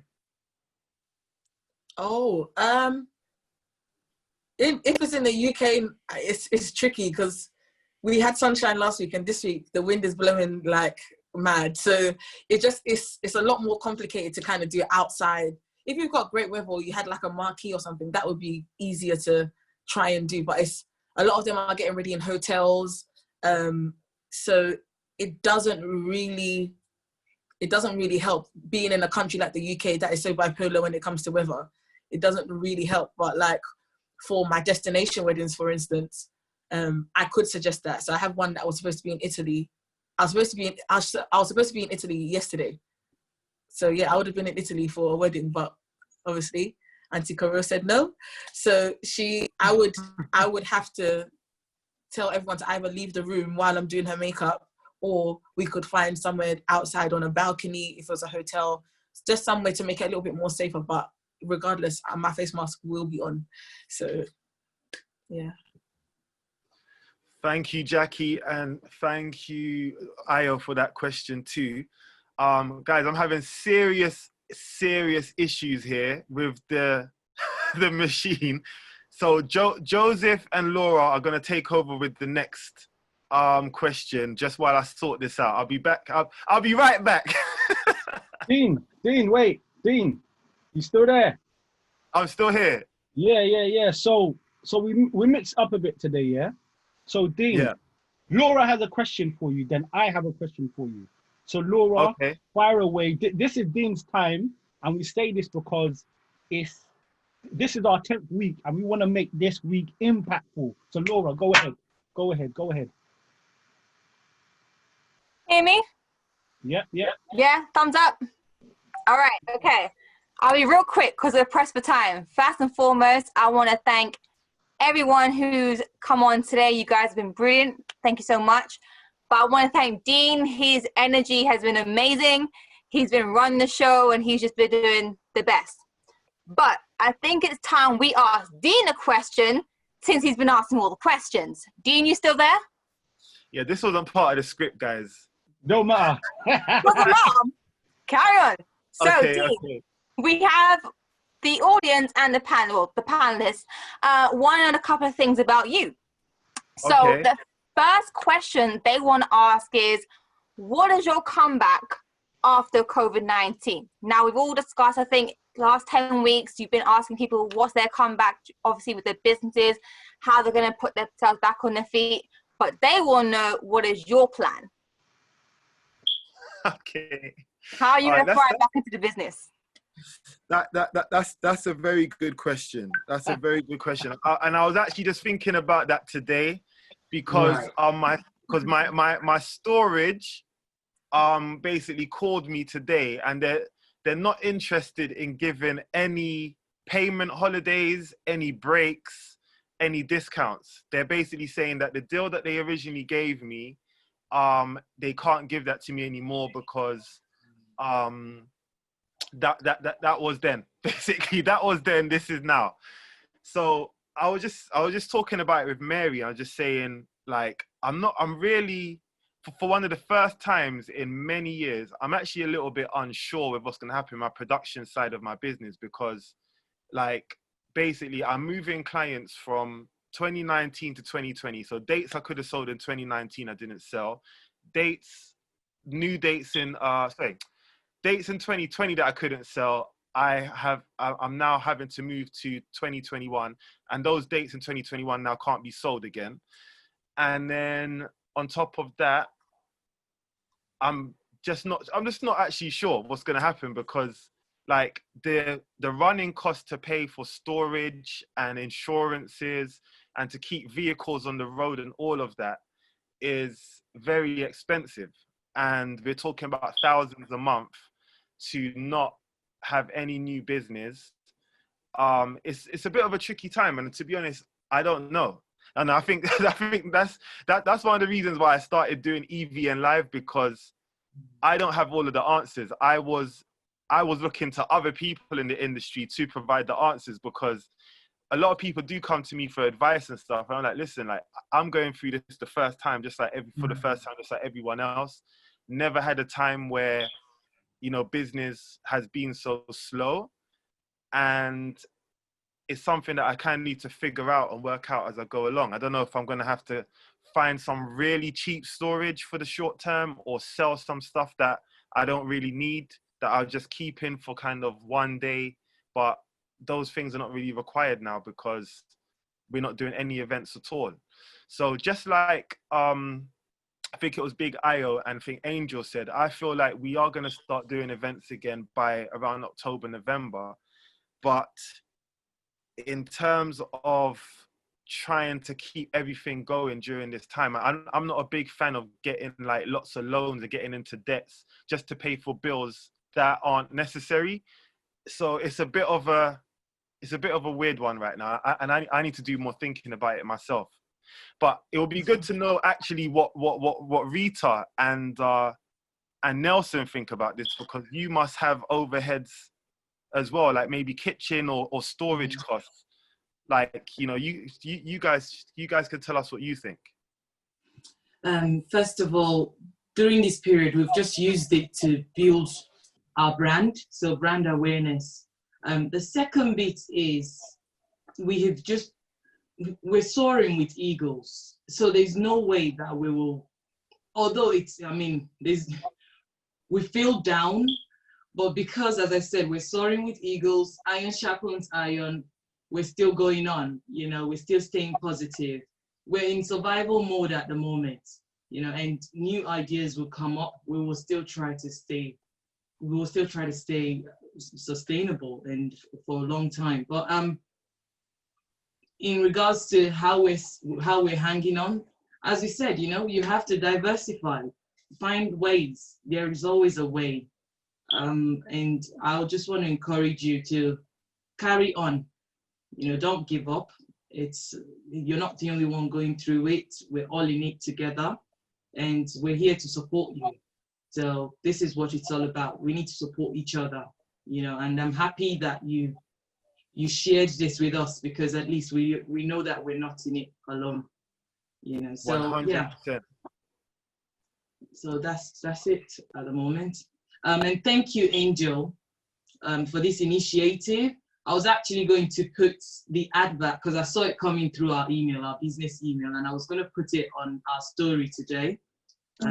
That's Angel's initiative. So when she then mentioned it, I was surprised. This is what we're talking about. We've used this period to build our brand, but the next step is, you know, just try and continue to put yourself out there, continue to associate with the right people that would help you grow. And yeah, I'm up for it, and I will definitely support. So it's good. Greatness is contagious. So we have to continue to, yeah, impact each other. Thank you for the support, Rita. Thank you very much. No problem. So Dean, I feel what you're going through, because once you have this overhead going out, and not much coming in, it's difficult. But I'll just say, what you should do, bro, is keep being there and try. Why not try and have a word with them and let them know that you've always been on top of your game, and because of this issue now, this is what it is. That if they can at least give you a few months to just sort yourself out, rather than just continuously asking for it. If you can have a word like that with them, they might just see reasons with you. Yeah. Yeah. It is difficult because we have ours as well. Yeah. And we have had to have a word with one of our the landlord, you know. Things are not really going on according to the way it used to be. So what do? You know that we've always been on top of these things, you know. So they've thought about it and they've said, okay, you know what, hold fire. When you can, sort it out, which is what we're up to, and we're going to do it. And the other bit thing is you have been a great impact in the lives of a lot of vendors. You know, this is your legacy, and continue with it, you know. So although the other bit might look like it's falling apart, just stick to the positive. And that is the fact that you're leaving a good legacy with this business, with EVN, and continue. You know, so please don't feel down. You know, we're blessed having you, and thank you for this. Thank you so much, Rita and Nelson. Thank you for those words, and I can see that you know, I can see the comments in the chat as well. Thank you so much, everyone. Someone said I've got an outhouse. Will that suffice? Well, it depends. If it's like 600 square foot and it's rain and it's weatherproof, and you can we can insure it for over £10,000 worth of equipment, then maybe it might work, but I'm not sure. David Emery, Mr. Emery, he says that he's looking for storage as well. He needs at least 3 units. Like, this is a very real thing right now, people. For those of us that's got physical stock and products, having to keep those things just locked up while we wait for this industry to recover is a very serious cost that we have to bear and think about. See, I'm not the kind of person that just gives up very easily. I like to think of myself as a resilient person. I don't just go away just like that. But it's basically possibly about 6 to 8 months of costs need to be paid for without necessarily any exciting new business coming in. We might get a bit of small business coming in, but nothing major. So it's really something to think about. And I guess when I get the answer, I'll share it with as many people as possible. But Joseph and Laura, do you want to... another question for you? No more questions for me. No more questions for me, because no, we got time. We got time. We got time. We planned this proper. We got so many speakers sitting here, plus the time's going. So no, but we're all in this together. Yeah, we're all in this. Coming for they you. all know, my G. I don't know what they're talking about, Dean. I don't know what they're talking about. So Dean, this is my question, yeah?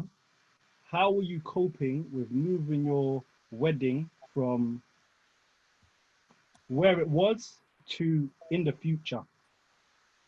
Yeah. Okay, so it was a bit disappointing at first, like for most people that have had to postpone, but now we're kind of both over it. You know, we're not very like sentimental about having it on that date anymore. Both myself and Mary, we're both entrepreneurs. We're used to a bit of uncertainty or things not always 100% going to plan. So at first it was a bit sad, but then afterwards we just like, okay, cool, if this is what needs to happen, and it did need to happen, then we just moved it. Basically, it's fine. It's like, you know, it's a shame that certain things we had planned are going to be delayed, but you know what? Like, we're healthy, we are happy, we know we're going to be together, and I think that's the main thing that we have to really think about, because I know it's not always consoling, but it could be a lot worse, and a lot of other people are going through much worse. So we're fine. Next year it's on. Ayo's gonna be there. Some of you others might be there too, and it's gonna be a big party that we didn't get to have this year. That's it. Cool. Thank you, Dean. Go ahead, Laura. Thank you, Laura. Thank you, Joseph. So, yeah. Take the floor, Laura. All right. So questions are now over for Dean. We promise you no more questions for this week. But as we promised, we do actually have two special surprises coming on this week. The first up, how can I put it? He's a spoken word artist. He won the UK Entertainment Best Poet winner. He's a brand ambassador and founder of many others. I'm going to put his Instagram handle in the chat once he starts commenting. But please put your emoji hands together, start clicking, start clapping in the air for Mr. Terrell Lewis. Hey, people. Hey, how are you all doing? Good. Very well. Good. So, wow, we are in very unprecedented times, right? Are we good? Is he there? Can you hear me? Yeah. Can you hear me? Okay. Can you hear me? You can see me? Okay, cool. Yeah, so we are all in unprecedented times right now, and the message that I'm about to share with you guys will pretty much explain it. Right now, this is going to be dedicated to the Black men. This piece right now is called Rise Kings, and I hope you guys can enjoy it. And it goes like this. Let's rise, kings, for you are all amazing and incredible. Because you found a way in from a way out of a system that had you caged in, I look to you and say, let's rise, kings. You see, I want you all to be better than me. Through life's teachings and preachings, I'm going to teach you to teach those to expose their gifts and help them grow. Inevitably, as a race, we all grow. You see, I might be frozen as well. Because I am you, which means if I can do it, then you can too. Be loud to reach those who don't want to listen. Give sight to those who don't have the vision. Live free for those wrongfully imprisoned and be the voice for those who can't make decisions. No longer is it me against you, now it's us against them. And I call upon all my fellow Black men to put an end to the lies from which they stem. I commend you all if together we rise. then we cannot fall. So let's rise, kings. Let's come together collectively and connectively, work together respectfully, irrespective of the damage that they've done intentionally. You see, we're all smarter than that, so let's move intellectually. You see, I need for you to understand your purpose, because what they told you, they told me, and they tell us that we're worthless, and they tell us these things to hurt us because we make them nervous. So let's rise, kings, because they don't deserve us. No more lies. I'm gonna spread nothing but the truth. And I happily die knowing this message inspired the Black youth. The time to come together is now and hold together like glue, because the journey we're all on requires a similar pair of shoes. It's so hard growing up in this world as a Black man. Anything I do will say they want to attack, man. They're the predator and we're the prey. That's a matter of fact, fam. So let's clear the air between us, because I got your back, fam. Now, when I see you, I'm gonna embrace you, because society's trying to erase you. Just for being Black at work's another reason for them to try and replace you. You see, I love you and they hate you. The fact is they don't even rate you. They brainwash you so much that you start to hate you. Now, by killing me, you're only killing yourself. Another Black man that will never excel. They want to put the Black man in the jail. The cycle continues, Blacks never prevail. Well, today, that cycle gets broken. Third eye open. Those of you that were asleep now have awoken. Tell a friend to tell a friend. Pass this message on to all Black men about the words I have spoken. Now you work with me and I'll work with you. And together we'll create a positive image. We'll go to every ends, postcode and village. I'm talking about putting an end to stabbings and killings, wiping the slate clean and have a new beginning. So let's rewrite our history. So again, Black men start winning. So let's rise, kings. Thank you guys so much, man. Cheers! Wow. Thank you. Thank you. Thank you so much, Terrell. Can everyone hear me? I can hear you. Yeah. Okay, wicked. Yes, so I'm having technical difficulties today, but I've seen a lot of people are saying, well done, and clapping in the comments and stuff. I know that, Terrell, the other day, obviously you went down to some of the protests and ended up, the protests in Portsmouth, and ended up performing just very, very off the cuff. How was that? So I got DM'd from a local resident just in regards to the information about the protest, and I was within a time window because I was actually working. So I'm currently working from home. So I literally went there with the intention of coming back. So I got the protest started at 1 o'clock. So when I got to the location, I started off at the very back, at the back of like where the crowd, and then as people's stories. As people were telling their stories, I just kind of started to maneuver my way through the people. And then before I knew it, I ended up at the very front. And then I found out who the organizer was, and I said, listen, I wanna go on stage. I was really just kind of like overwhelmed and inspired by all the stories. And then the next minute, the microphone was in my hand. And I was literally on stage in front of all of these people. And it was just one of those moments where it was so amazing and empowering, and I've never felt anything like that before. In all the performances that I've done, all the public speaking that I've done, I've never felt anything like that to that magnitude. So, and it was just literally just off the cuff, as you said, Dean. It wasn't planned. I just went, and it felt like a natural thing to do. Wow. And what was the response like? Oh, my phone hasn't stopped going. It's still going now. Like the pictures on my Instagram. So there was various different photographers that were there. The local paper, so the Daily Mail was there, and Portsmouth local newspaper. Funny enough, I'm in the Portsmouth newspaper, and I'm supposed to be at work. So I kind of hope my work doesn't see that, but it's fine. Yeah, man. But like it was cool, and the images that have been captured. The latest one that I posted today is obviously just me. And there's just like thousands of people in front of me. I'm part of a history, because that's never, obviously this is the biggest movement since the civil rights movement, but for Portsmouth, the city itself, this has never been done. So it's nice to know that I'm part of an historic moment in Portsmouth, especially as a Black man as well. So I'm definitely proud of that, man. Yeah. Jacqui Annan says, just tell them it was on your lunch break. Yeah, I am, Jacqui. I will. All right. Terrell, I know that you are definitely making a name for yourself out there right now. Yeah. But for everyone that is just kind of getting to know about Terrell Lewis, I've actually known this man since I was about 13, 14. I went to school with him. He had a big mouth back then. He's got a big mouth now. But he's using his mouth differently now. He's not running his gums as much. Now he's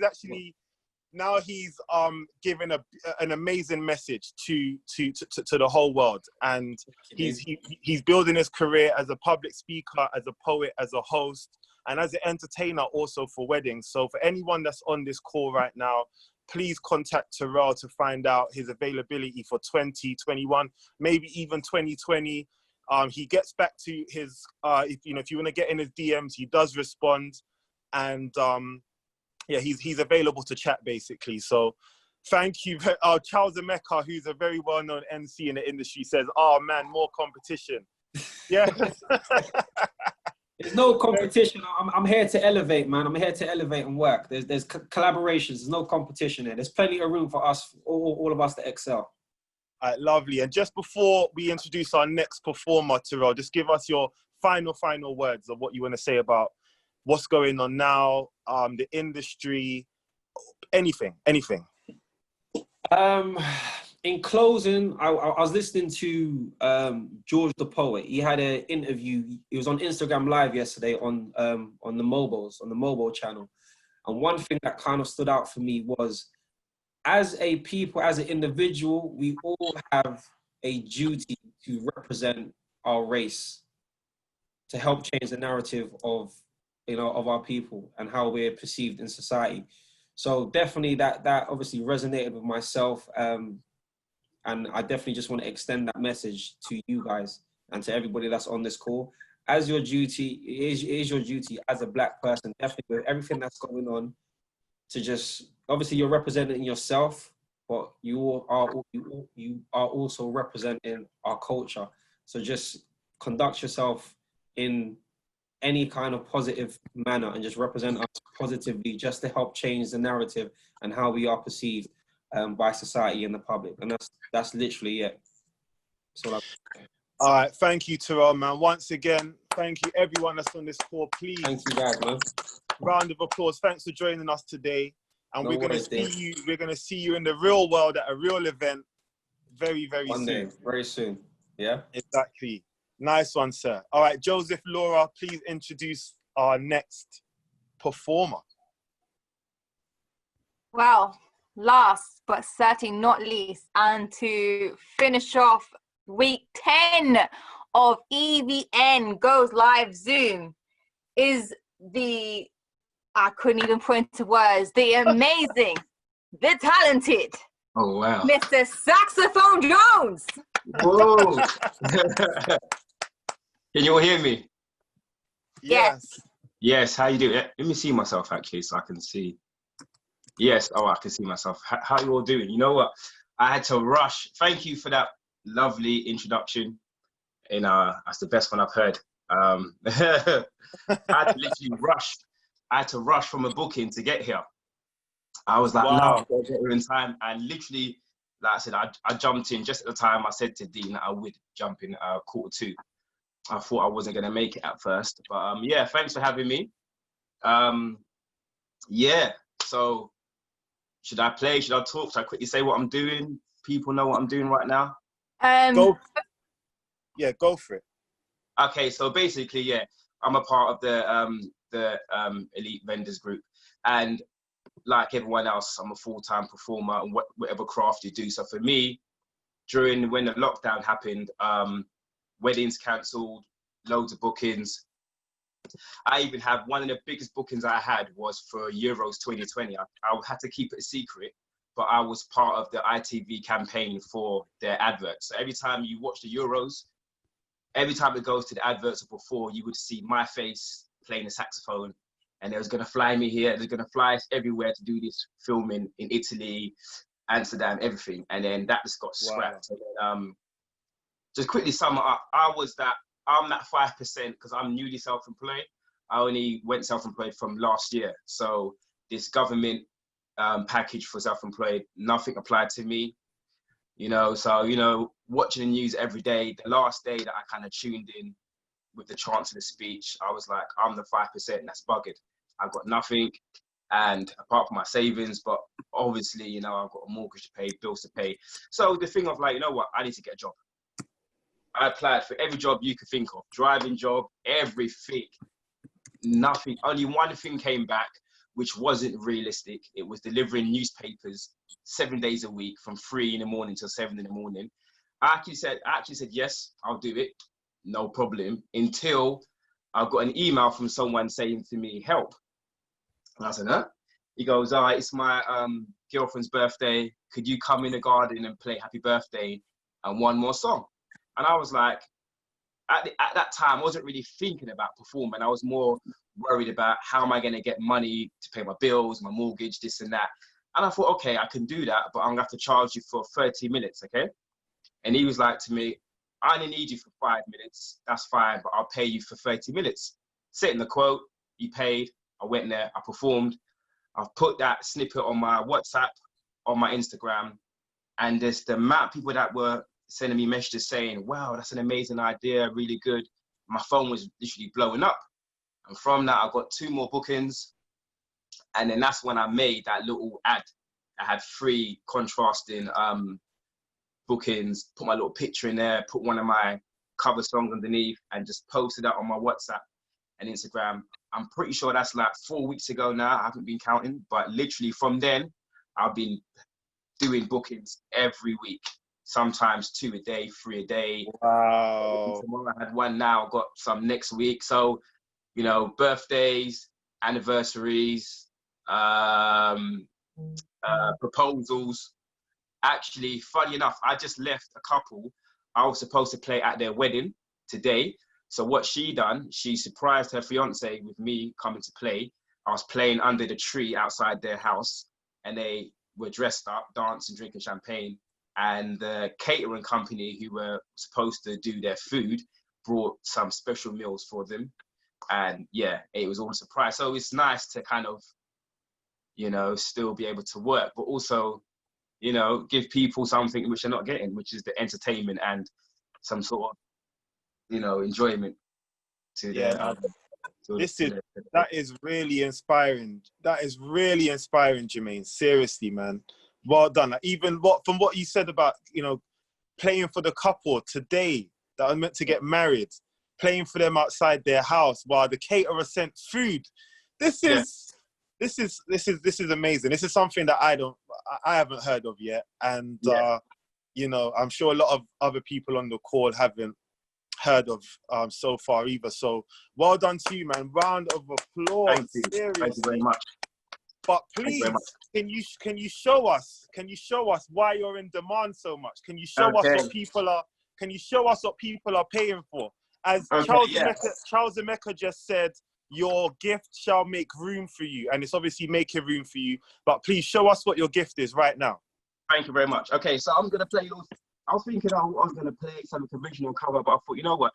With everything that's going on, with, you know, the protesting and being in lockdown, it just highlights how, you know, how much troublesome things we're going through. We need to kind of overcome and coming together. And at the bottom line, that, you know, just try and focus on the positives, and it's a bit cheesy saying it's a wonderful world. But I'm going to play something that I think you guys will get why I'm playing this from, yeah? Okay, we'll quick listen. Go for it. Go for it.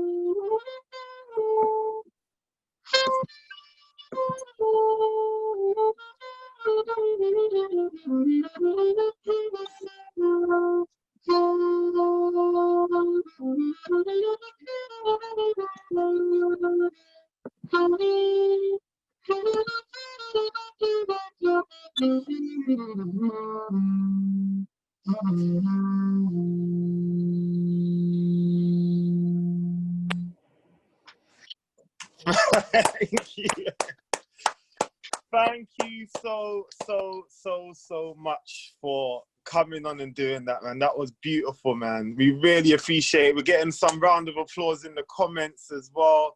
I know you can't hear everyone, and it's sometimes a bit strange to play and not be able to get the feedback from your audience.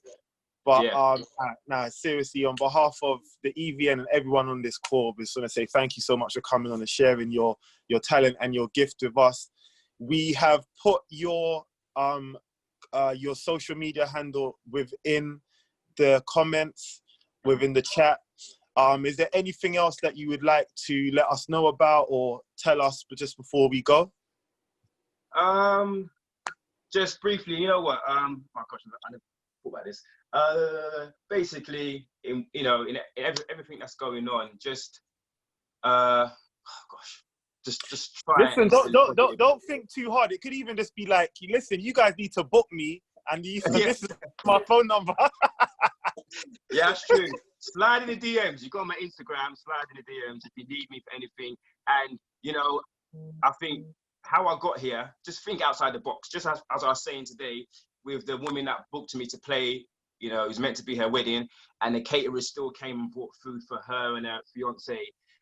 There's different, we kind of think outside the box, and still, it's hit everyone in different ways, but we all have to kind of, stay on the task, stay focused on what your goal is, and everything will work out for the best, and have faith in whatever you're doing, really.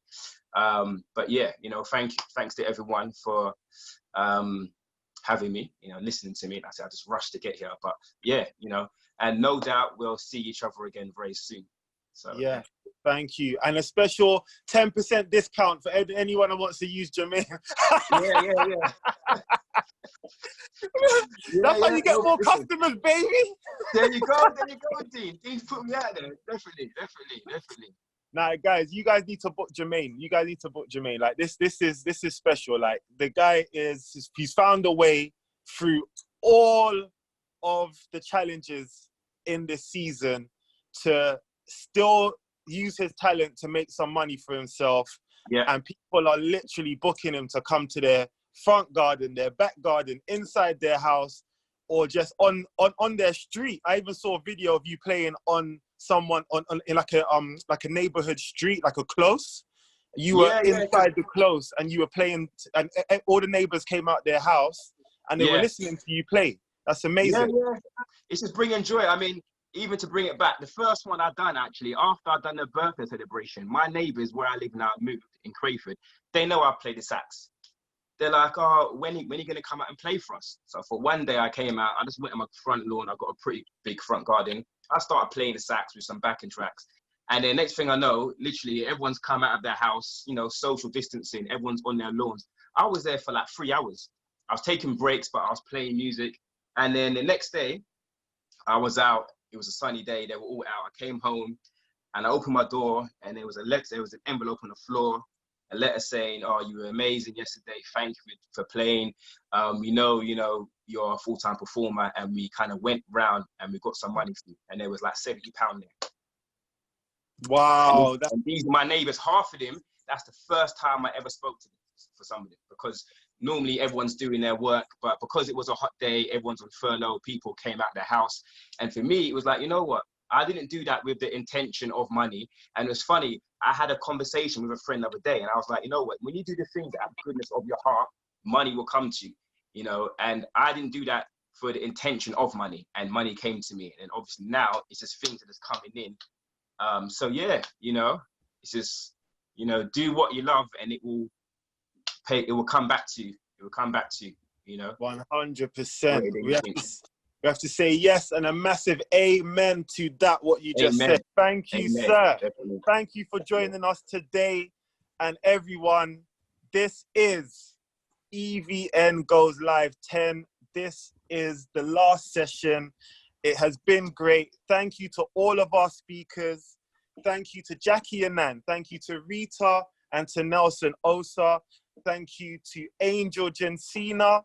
Thank you to Bigg Ayo. Thank you to Anthony from Anthony's London. Thank you to Dimeji from Elledee Creations. And thank you to, I think that's everyone. If I haven't, Jacqui Annan one more time if I didn't say. Thank you to Jacqui. I think I did though. Thank you to everyone that came on today. Thank you to the EVN leadership team that has really, really helped just like had my back with this show over the last 10 weeks. Like they've just been there every single week. Thank you, Joseph, Laura. Thank you to everyone that's tuned in every week. And even those that's just tuned in occasionally. We really appreciate you. And we're gonna wrap it up right here, guys. So I would just say lastly, just before we cut the session, if there's anyone that wants to get anyone else's details, do it now. We're gonna put the performers' contact details into the chat one more time, as well as all of our speakers.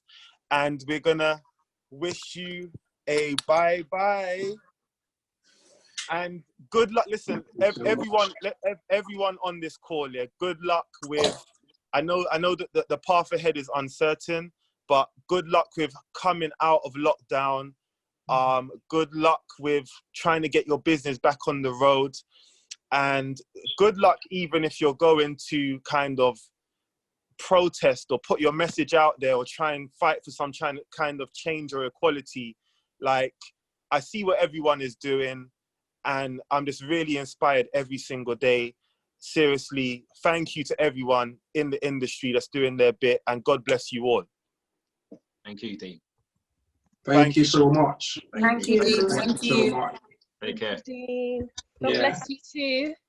Thanks to everyone that tuned in as well. We really appreciate it. Thank you so much. Yeah, thank you guys. Thank you, Rita, Nelson.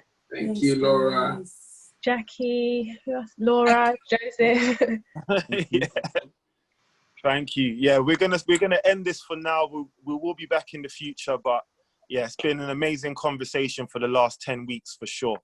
And thank you for everyone. Thank you for everyone once again. Bye bye. Bye guys. Have a nice evening. Bye bye. Bye. Take care.